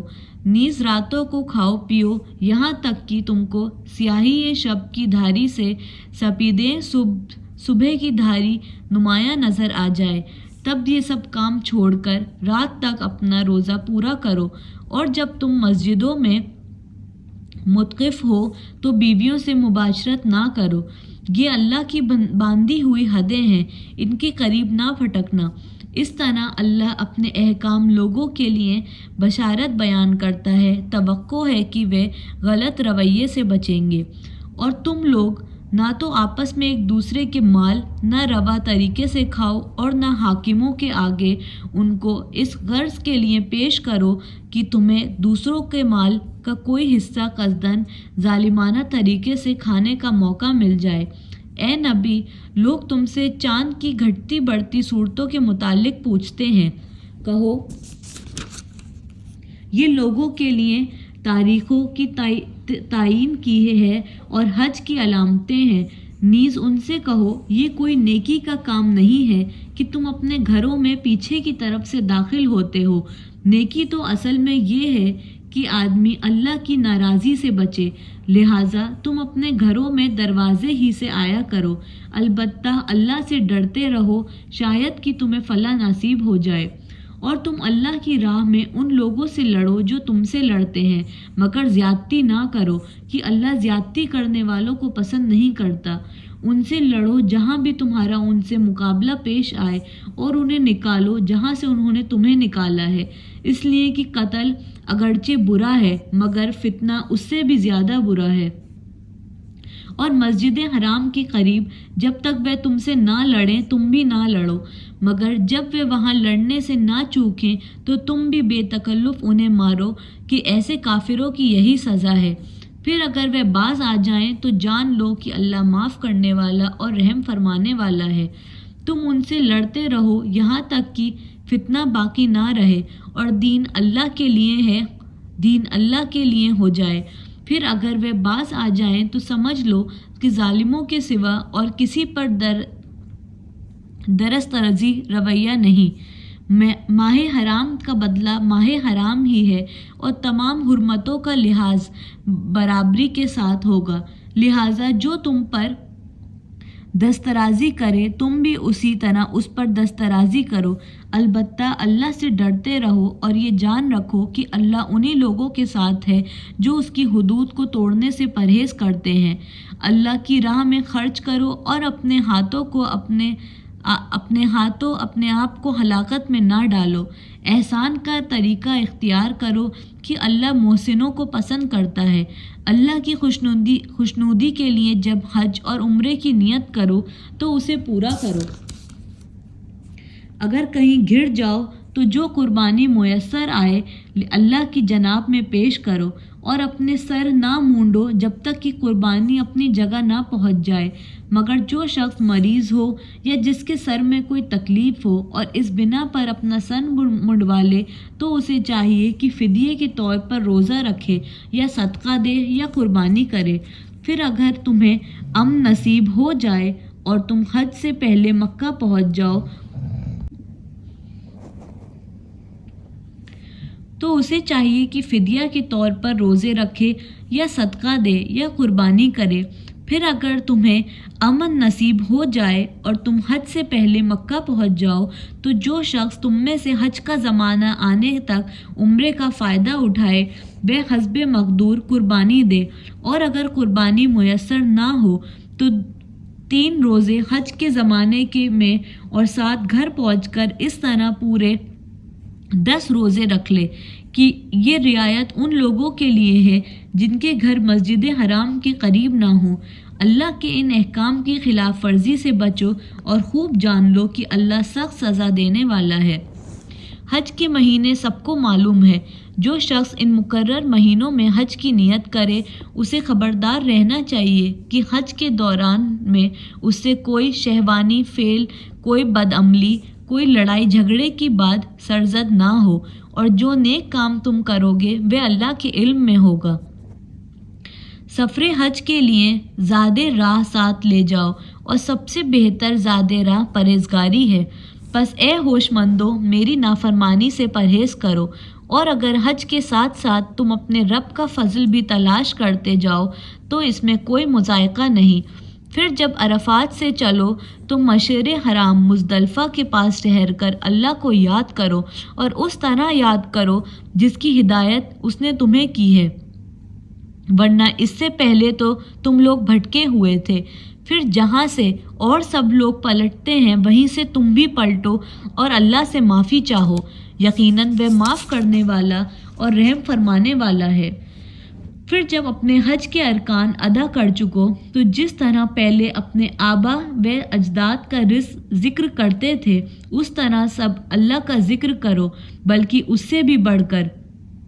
مگر اللہ کو یاد کرنے والے لوگوں میں بھی بہت فرق ہے۔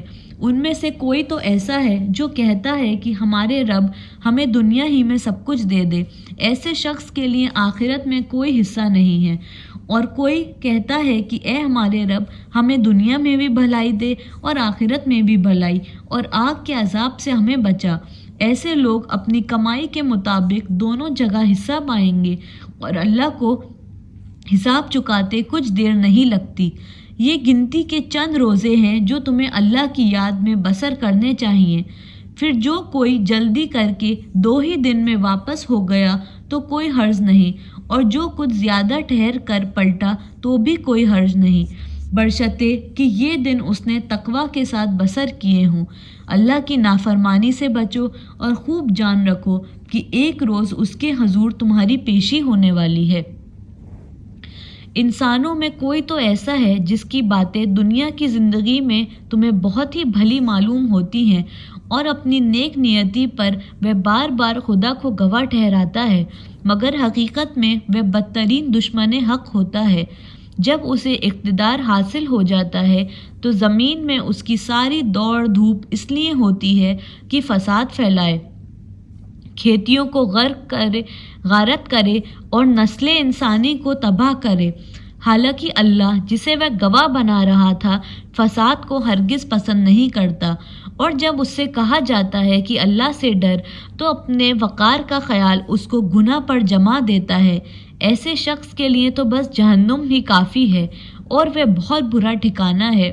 دوسری طرف انسانوں میں کوئی ایسا بھی ہے جو رضائے الہی کی طلب میں اپنی جان کھپا دیتا ہے، اور ایسے بندوں پر اللہ بہت مہربان ہے۔ اے ایمان لانے والو، تم پورے کے پورے اسلام میں آ جاؤ اور شیطان کی پیروی نہ کرو کہ وہ تمہارا کھلا دشمن ہے۔ جو صاف صاف ہدایت تمہارے پاس آ چکی ہے، اگر اس کو پا لینے کے بعد بھی تم نے پھر لغزش کھائی تو خوب جان رکھو کہ اللہ سب پر غالب اور حکیم و دانا ہے۔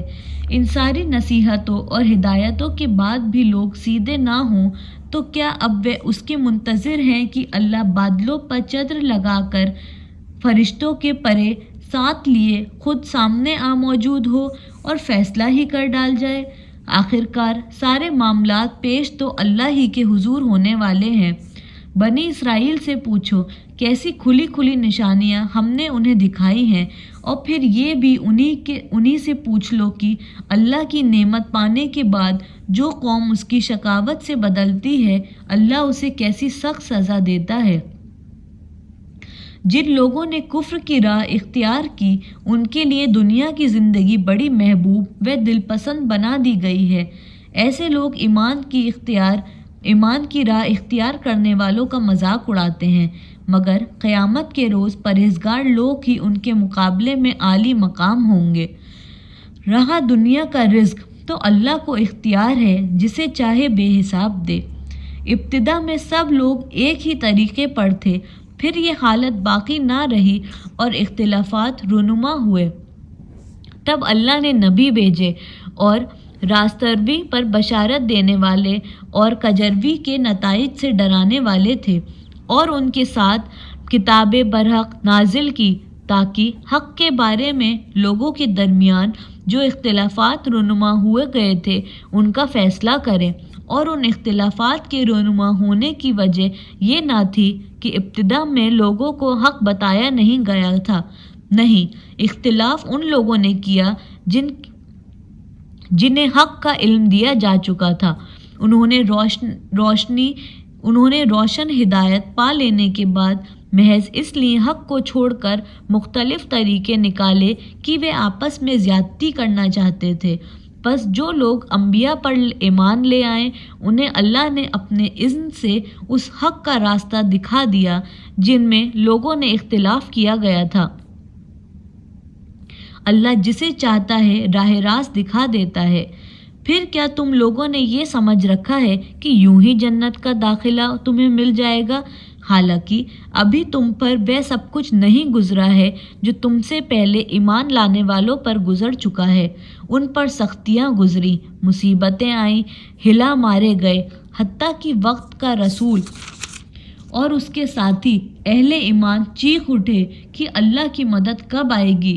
اس وقت انہیں تسلی دی گئی، ہاں اللہ کی مدد قریب ہے۔ لوگ پوچھتے ہیں ہم کیا خرچ کریں؟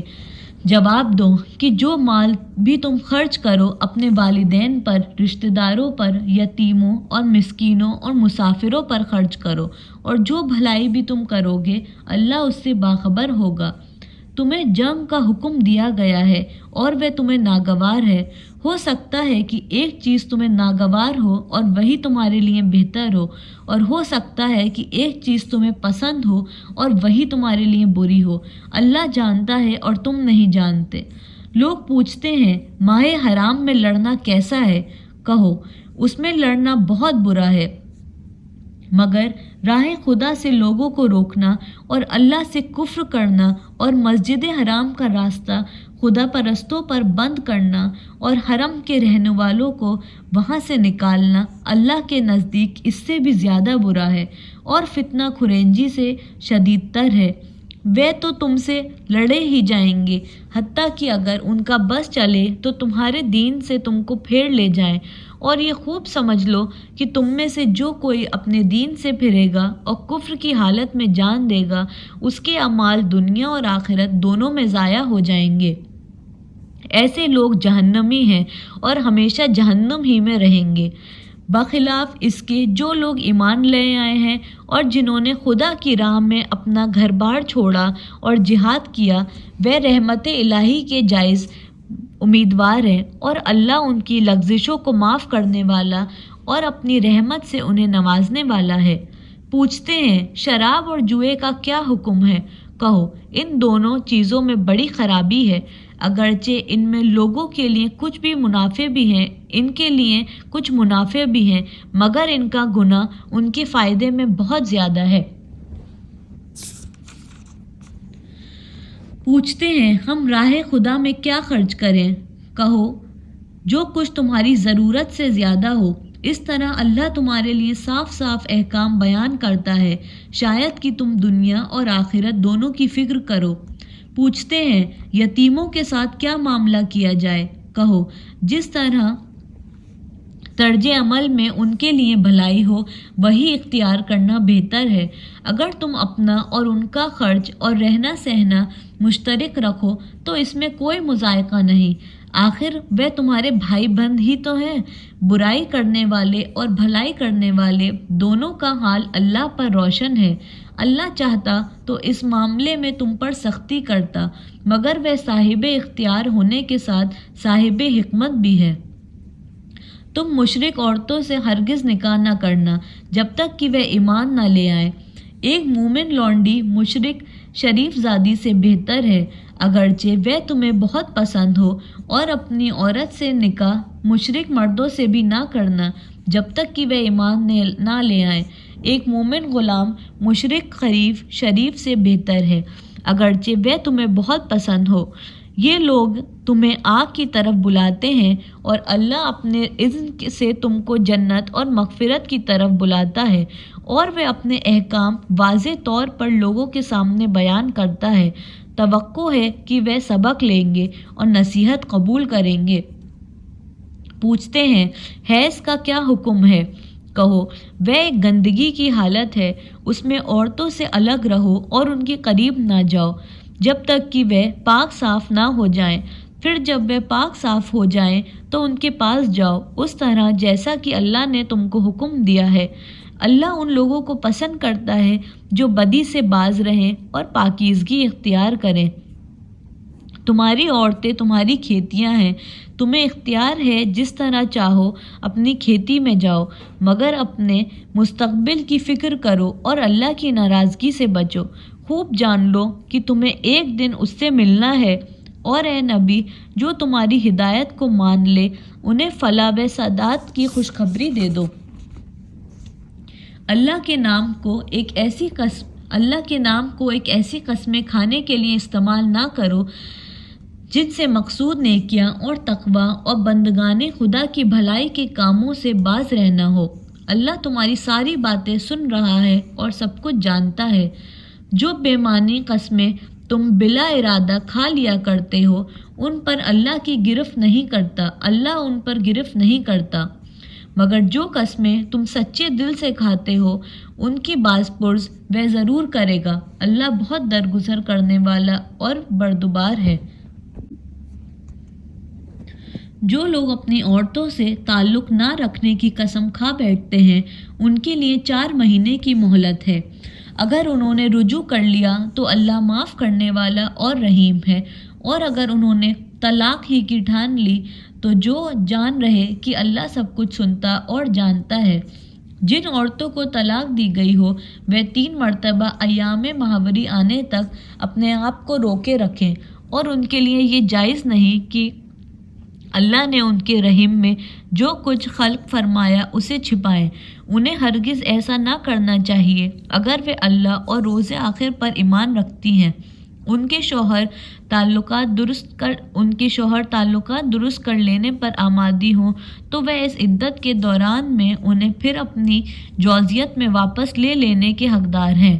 عورتوں کے لیے بھی معروف طریقے پر ویسے ہی حقوق ہیں جیسے مردوں کے حقوق ان پر ہیں، البتہ مردوں کو ان پر ایک درجہ حاصل ہے، اور سب پر اللہ غالب اور اقتدار رکھنے والا اور حکیم و دانا موجود ہے۔ طلاق 2 بار ہے، پھر یا تو سیدھی طور پر عورت کو روک لیا جائے یا بھلے طریقے سے اس کو رخصت کر دیا جائے، اور رخصت کرتے ہوئے ایسا کرنا تمہارے لیے جائز نہیں ہے کہ جو کچھ تم انہیں دے چکے ہو ان میں سے کچھ واپس لے لو۔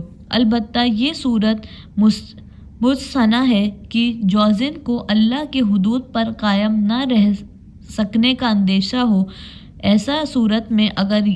ایسی صورت میں اگر تمہیں یہ خوف ہو کہ وہ دونوں حدود الہی پر قائم رہیں گے تو ان دونوں کے درمیان یہ معاملہ ہو جانے میں مذائقہ نہیں کہ عورت اپنے شوہر کو کچھ معاوضہ دے کر علیحدگی حاصل کر لے۔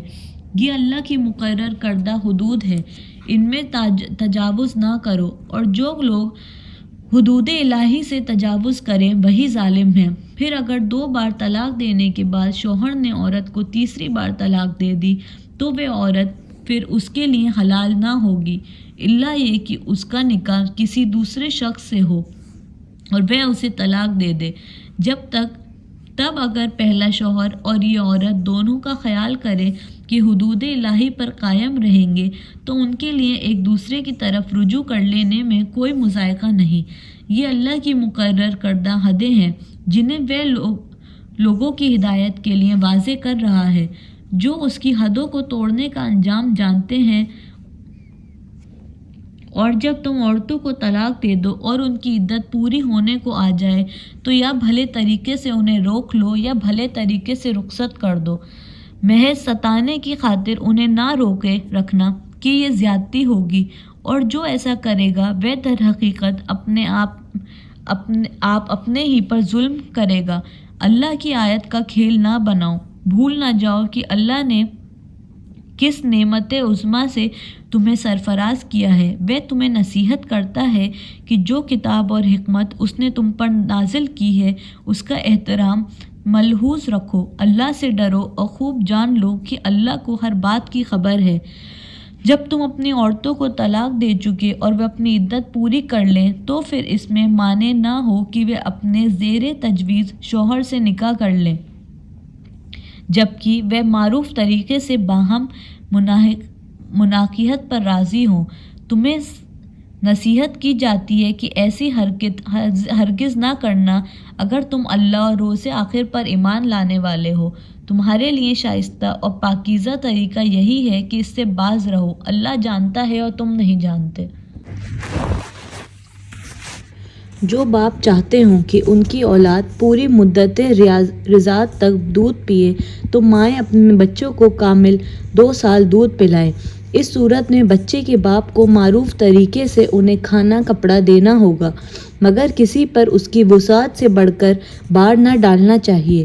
نہ تو ماں کو اس وجہ سے تکلیف میں ڈالا جائے کہ بچہ اس کا ہے، اور نہ باپ ہی کو اس وجہ سے تنگ کیا جائے کہ بچہ اس کا ہے۔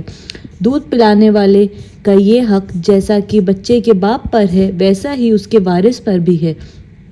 لیکن اگر فریقین باہمی رضامندی اور مشورے سے دودھ چھڑانا چاہیں تو ایسا کرنے میں کوئی مذائقہ نہیں، اور اگر تمہارا خیال اپنی اولاد کو کسی غیر عورت سے دودھ پلوانے کا ہو تو اس میں بھی کوئی حرج نہیں، بشرطے کہ اس کا جو کچھ معاوضہ طے کرو وہ معروف طریقے پر ادا کرو۔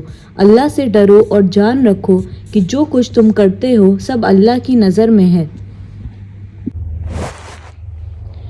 تم میں سے جو لوگ مر جائیں ان کے پیچھے اگر ان کی بیویاں زندہ ہوں تو وہ اپنے آپ کو 4 مہینے 10 دن روکے رکھیں، پھر جب ان کی عدت پوری ہو جائے تو انہیں اختیار ہے اپنی ذات کے معاملے میں معروف طریقے سے جو چاہیں کرے، تم پر اس کی کوئی ذمہ داری نہیں، اللہ تم سب کے اعمال سے باخبر ہے۔ زمانہ عدت میں خواہ تم ان بیوہ عورتوں کے ساتھ منگنی کا ارادہ اشارے کنائے میں ظاہر کر دو، خواہ دل میں چھپائے رکھو، دونوں صورتوں میں کوئی مذائقہ نہیں، اللہ جانتا ہے کہ ان کا خیال تو تمہارے دل میں آئے گا ہی، مگر دیکھو خفیہ عہد و پیمان نہ کرنا، اگر کوئی بات کرنی ہے تو معروف طریقے سے کرو، اور عقد نکاح باندھنے کا فیصلہ اس وقت تک نہ کرو جب تک کہ عدت پوری نہ ہو جائے، خوب سمجھ لو کہ اللہ تمہارے دلوں کا حال تک جانتا ہے، لہٰذا اس سے ڈرو اور یہ بھی جان لو کہ اللہ بردبار ہے، چھوٹی چھوٹی باتوں سے درگزر فرماتا ہے۔ تم پر کچھ گناہ نہیں اگر اپنی عورتوں کو طلاق دے دو قبل اس کے کہ ہاتھ لگانے کی نوبت آئے یا مہر مقرر ہو، اس صورت میں انہیں کچھ نہ کچھ دینا ضرور چاہیے، خوشحال آدمی اپنی مقدرات کے مطابق اور غریب اپنی مقدرت کے مطابق معروف طریقے سے دے، یہ حق ہے نیک آدمیوں پر۔ اور اگر تم نے ہاتھ لگانے سے پہلے طلاق دی ہے لیکن مہر مقرر کیا جا چکا ہے تو اس صورت میں نصف مہر دینا ہوگا۔ یہ اور بات ہے کہ عورت نرمی برتے اور مہر نہ لے، یا وہ مرد جس کے اختیار میں عقد نکاح ہے نرمی سے کام لے اور پورا مہر دے دے، اور تم یعنی مرد نرمی سے کام لو، تو یہ تقویٰ سے زیادہ مناسبت رکھتا ہے۔ آپس میں معاملات میں فیاضی کو نہ بھولو، تمہارے اعمال کو اللہ دیکھ رہا ہے۔ اپنی نمازوں کو نگہداشت رکھو، خصوصاً ایسی نماز کی جو محاسن صلاۃ کی جامع ہو، اللہ کے آگے اس طرح کھڑے ہو جیسے فرمانبردار غلام کھڑے ہوتے ہیں، بد امنی کی حالت ہو تو خواہ پیدل ہو خواہ سوار، جس طرح ممکن ہو نماز پڑھو، اور جب امن میسر آ جائے تو اللہ کو اس طریقے سے یاد کرو جو اس نے تمہیں سکھا دیا ہے جس سے تم پہلے ناواقف تھے۔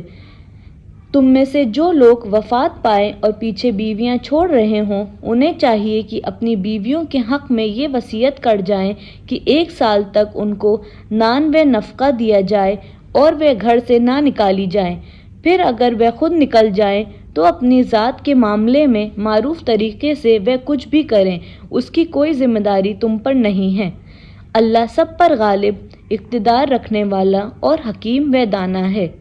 اس طرح جن عورتوں کو طلاق دی گئی ہے انہیں بھی مناسبت طور پر کچھ نہ کچھ دے کر رخصت کیا جائے، یہ حق ہے متقی لوگوں پر۔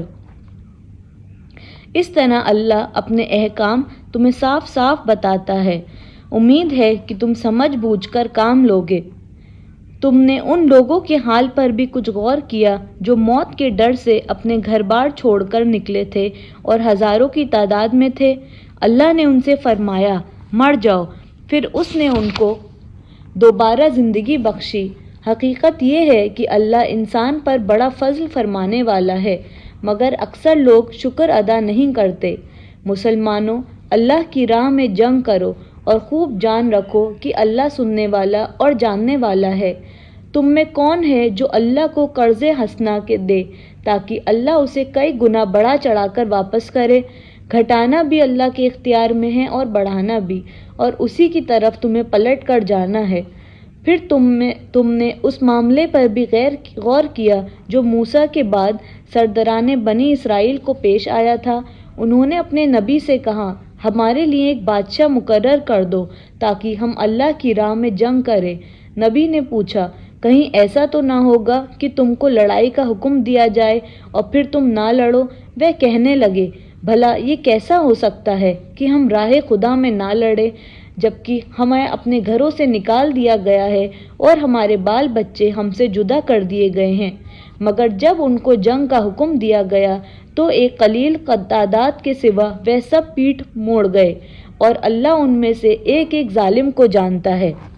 ان کے نبی نے ان سے کہا کہ اللہ نے طالوت کو تمہارا بادشاہ مقرر کیا ہے۔ یہ سن کر وہ بولے، ہم پر بادشاہ بننے کا وہ کیسے حقدار ہو گیا؟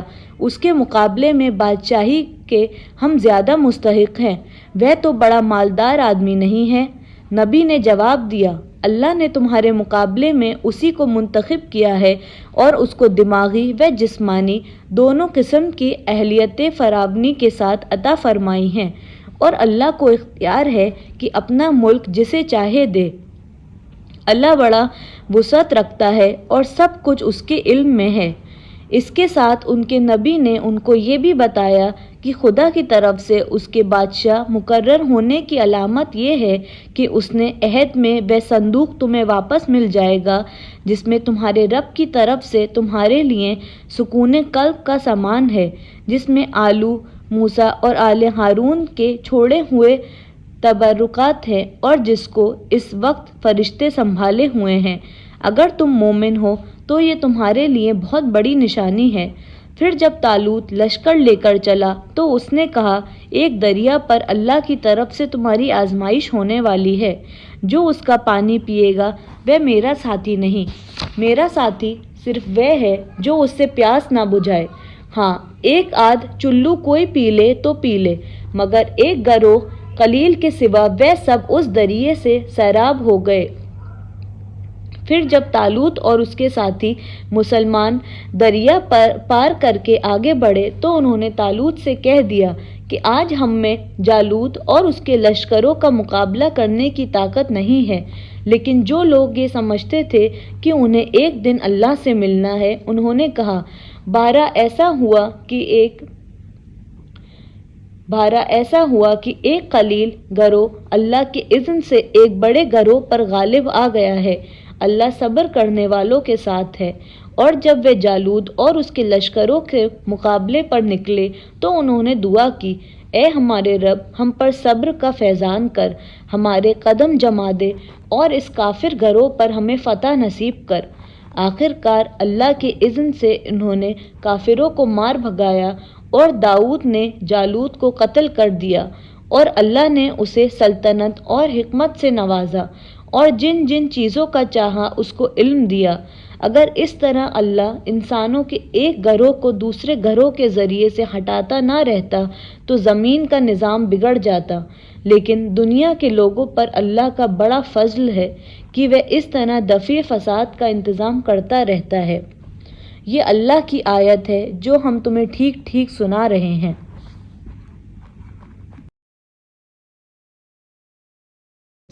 بسم اللہ الرحمن الرحیم۔ یہ اللہ کی آیات ہے جو ہم ٹھیک ٹھیک تم کو سنا رہے ہیں، اور اے محمد، تم یقیناً ان لوگوں میں سے ہو جو رسول بن کر بھیجے گئے ہو۔ یہ رسول جو ہماری طرف سے انسانوں کی ہدایت پر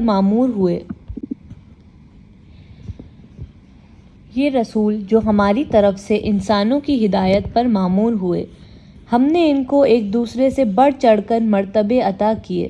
ان میں سے کوئی ایسا تھا جس سے خدا خود ہم کلام ہوا، کسی کو اس نے دوسری حیثیتوں سے بلند درجے دیے، اور آخر میں عیسیٰ ابن مریم کو روشن نشانیاں عطا کی اور روح پاک سے اس کی مدد کی۔ اگر اللہ چاہتا تو ممکن نہ تھا کہ ان رسولوں کے بعد جو لوگ روشن نشانیاں دیکھ چکے تھے وہ آپس میں لڑتے، مگر اللہ کی مشیت یہ نہ تھی کہ وہ لوگوں کو جبراً اختلاف سے روکے، اس وجہ سے انہوں نے باہم اختلاف کیا۔ پھر کوئی ان میں ایمان لایا اور کسی نے کفر کی راہ اختیار کی۔ ہاں، اللہ چاہتا تو وہ ہرگز نہ لڑتے، مگر اللہ جو چاہتا ہے کرتا ہے۔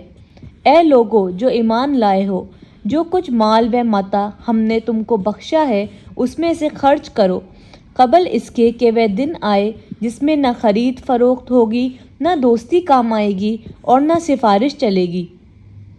اور ظالم اصل میں وہی ہے جو کفر کی روش اختیار کرتے ہیں۔ اللہ وہ زندہ و جاوید ہستی جو تمام کائنات کو سنبھالے ہوئے ہے، اس کے سوا کوئی خدا نہیں ہے۔ وہ نہ سوتا ہے اور نہ اسے اونگ لگتی ہے۔ زمین اور آسمانوں میں جو کچھ ہے اسی کا ہے۔ کون ہے جو ان کی جناب میں اس کی اجازت کے بغیر سفارش کر سکے؟ جو کچھ بندوں کے سامنے ہے اسے وہ بھی جانتا ہے، اسے بھی وہ جانتا ہے، اور جو کچھ ان سے اوجھل ہے اس سے بھی وہ واقف ہے، اور اس کی معلومات میں سے کوئی چیز ان کی گرفت ادراک میں نہیں آ سکتی الا یہ کہ کسی چیز کا علم وہ خود ہی ان کو دینا چاہے۔ اس کی حکومت آسمانوں اور زمین پر چھائی ہوئی ہے، اور ان کی نگہبانی اس کے لیے کوئی تھکا دینے والا کام نہیں ہے۔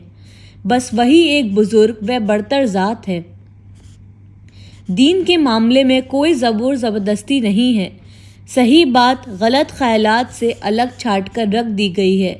اب جو کوئی طاغوت کا انکار کر کے اللہ پر ایمان لے آیا، اس نے ایک ایسا مضبوط سہارا تھام لیا جو کبھی ٹوٹنے والا نہیں، اور اللہ جس کا سہارا اس نے لیا ہے وہ سب کچھ سننے اور جاننے والا ہے۔ جو لوگ ایمان لاتے ہو ان کا حامی و مددگار اللہ ہے، اور وہ ان کو تاریکیوں سے روشنی میں نکال لاتا ہے، اور جو لوگ کفر کی راہ اختیار کرتے ہیں ان کے حامی و مددگار طاغوت ہیں، اور وہ انہیں روشنی سے تاریکیوں کی طرف کھینچے لے جاتے ہیں۔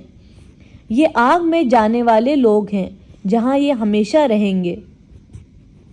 کیا تم نے اس شخص کے حال پر غور نہیں کیا؟ اس نے ابراہیم سے جھگڑا کیا تھا۔ جھگڑا اس بات پر کہ ابراہیم کا رب کون ہے، اور اس بنا پر کہ اس شخص کو اللہ نے حکومت دے رکھی تھی۔ جب ابراہیم نے کہا کہ میرا رب وہ ہے جس کے اختیار میں زندگی اور موت ہے، تو اس نے جواب دیا، زندگی اور موت میرے اختیار میں ہے۔ ابراہیم نے کہا، اچھا، اللہ سورج کو مشرق سے نکالتا ہے، تو اسے ذرا مغرب سے نکال لا۔ یہ سن کر وہ منکری حق شرمدار رہ گیا، مگر اللہ ظالموں کو راہ راست نہیں دکھایا کرتا۔ یا پھر مثال کے طور پر اس شخص کو دیکھو جس کا گزر ایک ایسی بستی پر ہوا جو اپنے چھتوں پر اوندھی گری پڑی تھی۔ اس نے کہا، یہ آبادی جو ہلاک ہو چکی ہے، اسے اللہ کس طرح دوبارہ زندگی بخشے گا؟ اس پر اللہ نے اس کی روح قبض کر لی اور وہ 100 برس تک مردہ پڑا رہا۔ پھر اللہ نے اسے دوبارہ زندگی بخشی اور اس سے پوچھا، بتاؤ کتنی مدت پڑے رہے ہو؟ اس نے کہا، 1 دن یا چند گھنٹے رہا ہوں گا۔ فرمایا، تم 100 برس اسی حالت میں گزار چکے ہو۔ اب ذرا اپنے کھانے اور پینے کو دیکھو کہ اس میں ذرا تغیر نہیں آیا ہے۔ دوسری طرف ذرا اپنے گدھے کو بھی دیکھو کہ اس کا پنجر تک پوسیدہ ہو رہا ہے، اور یہ ہم نے اس لیے کیا ہے کہ ہم تمہیں لوگوں کے لیے ایک نشانی بنا دینا چاہتے ہیں۔ پھر دیکھو کہ ہڈیوں کے اس پنجر کو ہم کس طرح اٹھا کر گوشت پوست اس پر چڑھاتے ہیں۔ اس طرح جب حقیقت میں اس کے سامنے بالکل نمایاں ہو گئی تو اس نے کہا، میں جانتا ہوں کہ اللہ ہر چیز پر قدرت رکھتا ہے۔ اور وہ واقعہ بھی پیش نظر رہے جب ابراہیم نے کہا تھا کہ میرے مالک مجھے دکھا دے تو مردوں کو کیسے زندہ کرتا ہے۔ فرمایا، کیا تو ایمان نہیں رکھتا؟ اس نے عرض کیا، ایمان تو رکھتا ہوں مگر دل کا اطمینان درکار ہے۔ فرمایا، اچھا تو 4 پرندے لے اور ان کو اپنے سے مانوس کر لے، پھر ان کا ایک ایک ٹکڑا ایک ایک پہاڑ پر رکھ دے، پھر ان کو پکار، وہ تیرے پاس دوڑے چلے آئیں گے۔ خوب جان لے کہ اللہ نہایت با اقتدار اور حکیم ہے۔ جو لوگ اپنے مال اللہ کی راہ میں صرف کرتے ہیں ان کے خرچ کی مثال ایسی ہے جیسے ایک دانہ بویا جائے اور اس سے 7 بالیں نکلیں اور ہر بال میں 100 دانے ہوں۔ اسی طرح اللہ جس کے عمل کو چاہتا ہے افزونی عطا فرماتا ہے۔ وہ فراخ دست بھی ہے اور علیم بھی۔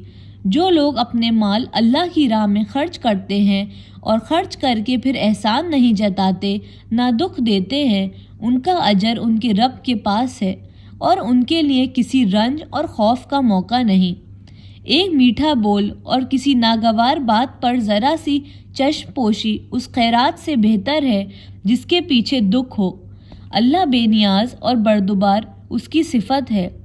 اے ایمان لانے والو، اپنے صدقات کو احسان جتا کر اور دکھ دے کر اس شخص کی طرح خاک میں نہ ملا دو جو اپنا مال محض لوگوں کو دکھانے کے لیے خرچ کرتا ہے اور نہ اللہ پر ایمان رکھتا ہے نہ آخرت پر۔ اس کے خرچ کی مثال ایسی ہے جیسے ایک چٹان تھی جس پر مٹی کی طرح تہ جمی ہوئی ہو۔ اس پر جب زور کا مہ برسا تو ساری مٹی بہہ گئی اور صاف چٹان کی چٹان رہ گئی۔ ایسے لوگ اپنے نزدیک خیرات کر کے جو نیکی کماتے ہیں اس سے کچھ بھی ان کے ہاتھ نہیں آتا، اور پھر کافروں کو سیدھی راہ دکھانا اللہ کا دستور نہیں ہے۔ بخلاف اس کے جو لوگ اپنے مال محض اللہ کی رضاجوئی کے لیے دل کے پورے ثبات و قرار کے ساتھ خرچ کرتے ہیں، ان کی خرچ کی مثال ایسی ہے جیسے کسی سطح مرتفع پر ایک باغ ہو۔ اگر زور کی بارش ہو جائے تو دگنا پھل آئے، اور اگر زور کی بارش نہ بھی ہو تو ایک ہلکی فہار ہی اس کے لیے کافی ہو جائے۔ تم جو کچھ کرتے ہو سب اللہ کی نظر میں ہے۔ کیا تم میں سے کوئی یہ پسند کرتا ہے کہ اس کے پاس ایک ہرا بھرا باغ ہو، نہروں سے سراب، کھجوروں اور انگوروں اور ہر قسم کے پھلوں سے لدا ہوا ہو، اور وہ عین اس وقت ایک تیز بگولے کی زد میں آ کر جھلس جائے جبکہ وہ خود بوڑھا ہو اور اس کے کمسن بچے ابھی کسی لائق نہ ہوں؟ اس طرح اللہ اپنی باتیں تمہارے سامنے بیان کرتا ہے، شاید کہ تم غور و فکر کرو۔ اے لوگو جو ایمان لائے ہو، جو مال تم نے کمائے ہیں اور جو کچھ ہم نے تمہیں زمین سے تمہارے لیے نکالا ہے اس میں سے بہتر حصہ راہ خدا میں خرچ کرو۔ ایسا نہ ہو کہ اس کی راہ میں دینے کے لیے بری سے بری چیز چھانٹنے کی کوشش کرنے لگو، حالانکہ وہی چیز اگر کوئی تمہیں دے تو تم ہرگز اسے لینا گوارا نہ کرو گے، الا یہ کہ اس کو قبول کرنے میں تم اغماض برت جاؤ۔ تمہیں جان لینا چاہیے کہ اللہ بے نیاز ہے اور بہترین صفات سے متصف ہے۔ شیطان تمہیں مفلسی سے ڈراتا ہے اور شرمناک طرز عمل اختیار کرنے کی ترغیب دیتا ہے، مگر اللہ تمہیں اپنے بخشش اور فضل کی امید دلاتا ہے۔ اللہ بڑا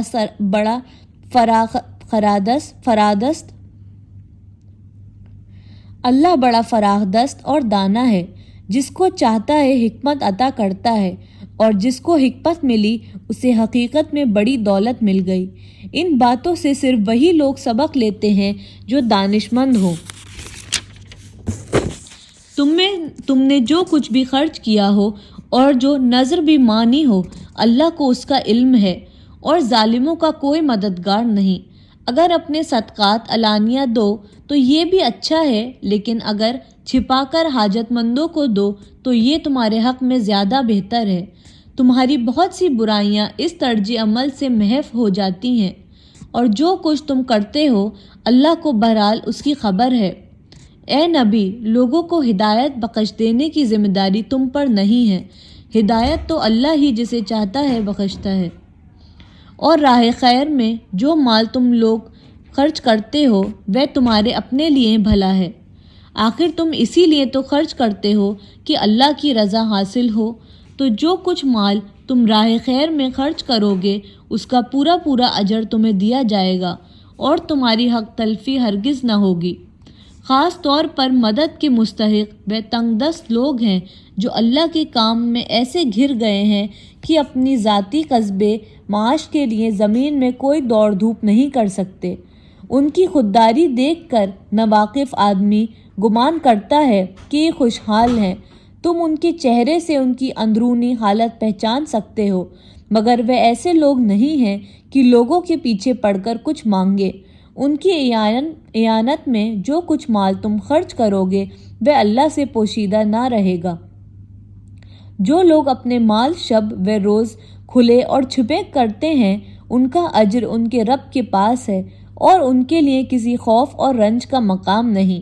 مگر جو لوگ سود کھاتے ہیں ان کا حال اس شخص کا سا ہوتا ہے جسے شیطان نے چھو کر باولا کر دیا ہو، اور اس حالت میں ان کے مبتلا ہونے کی وجہ یہ ہے کہ وہ کہتے ہیں تجارت بھی تو آخر سود ہی جیسی چیز ہے، حالانکہ اللہ نے تجارت کو حلال کیا ہے اور سود کو حرام۔ لہٰذا جس شخص کو اس کے رب کی طرف سے یہ نصیحت پہنچے اور آئندہ کے لیے وہ سود خوری سے باز آ جائے تو جو کچھ وہ پہلے کھا چکا ہے سو کھا چکا، اس کا معاملہ اللہ کے حوالے ہے، اور جو اس حکم کے بعد پھر اسی حرکت کا اعادہ کرے وہ جہنمی ہے جہاں وہ ہمیشہ رہے گا۔ اللہ سود کا مٹھ مار دیتا ہے اور صدقات کو نشو و نما دیتا ہے، اور اللہ کسی ناشکر بد عمل انسان کو پسند نہیں کرتا۔ ہاں، جو لوگ ایمان لے آئے اور نیک عمل کریں اور نماز قائم کریں اور زکوٰۃ دیں ان کا اجر بے شک ان کے رب کے پاس ہے، اور ان کے لیے کسی خوف اور رنج کا موقع نہیں۔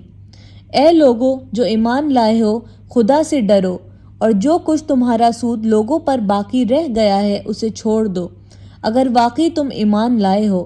لیکن اگر تم نے ایسا نہ کیا تو آگاہ ہو جاؤ کہ اللہ اور اس کے رسول کی طرف سے تمہارے خلاف اعلان جنگ ہے۔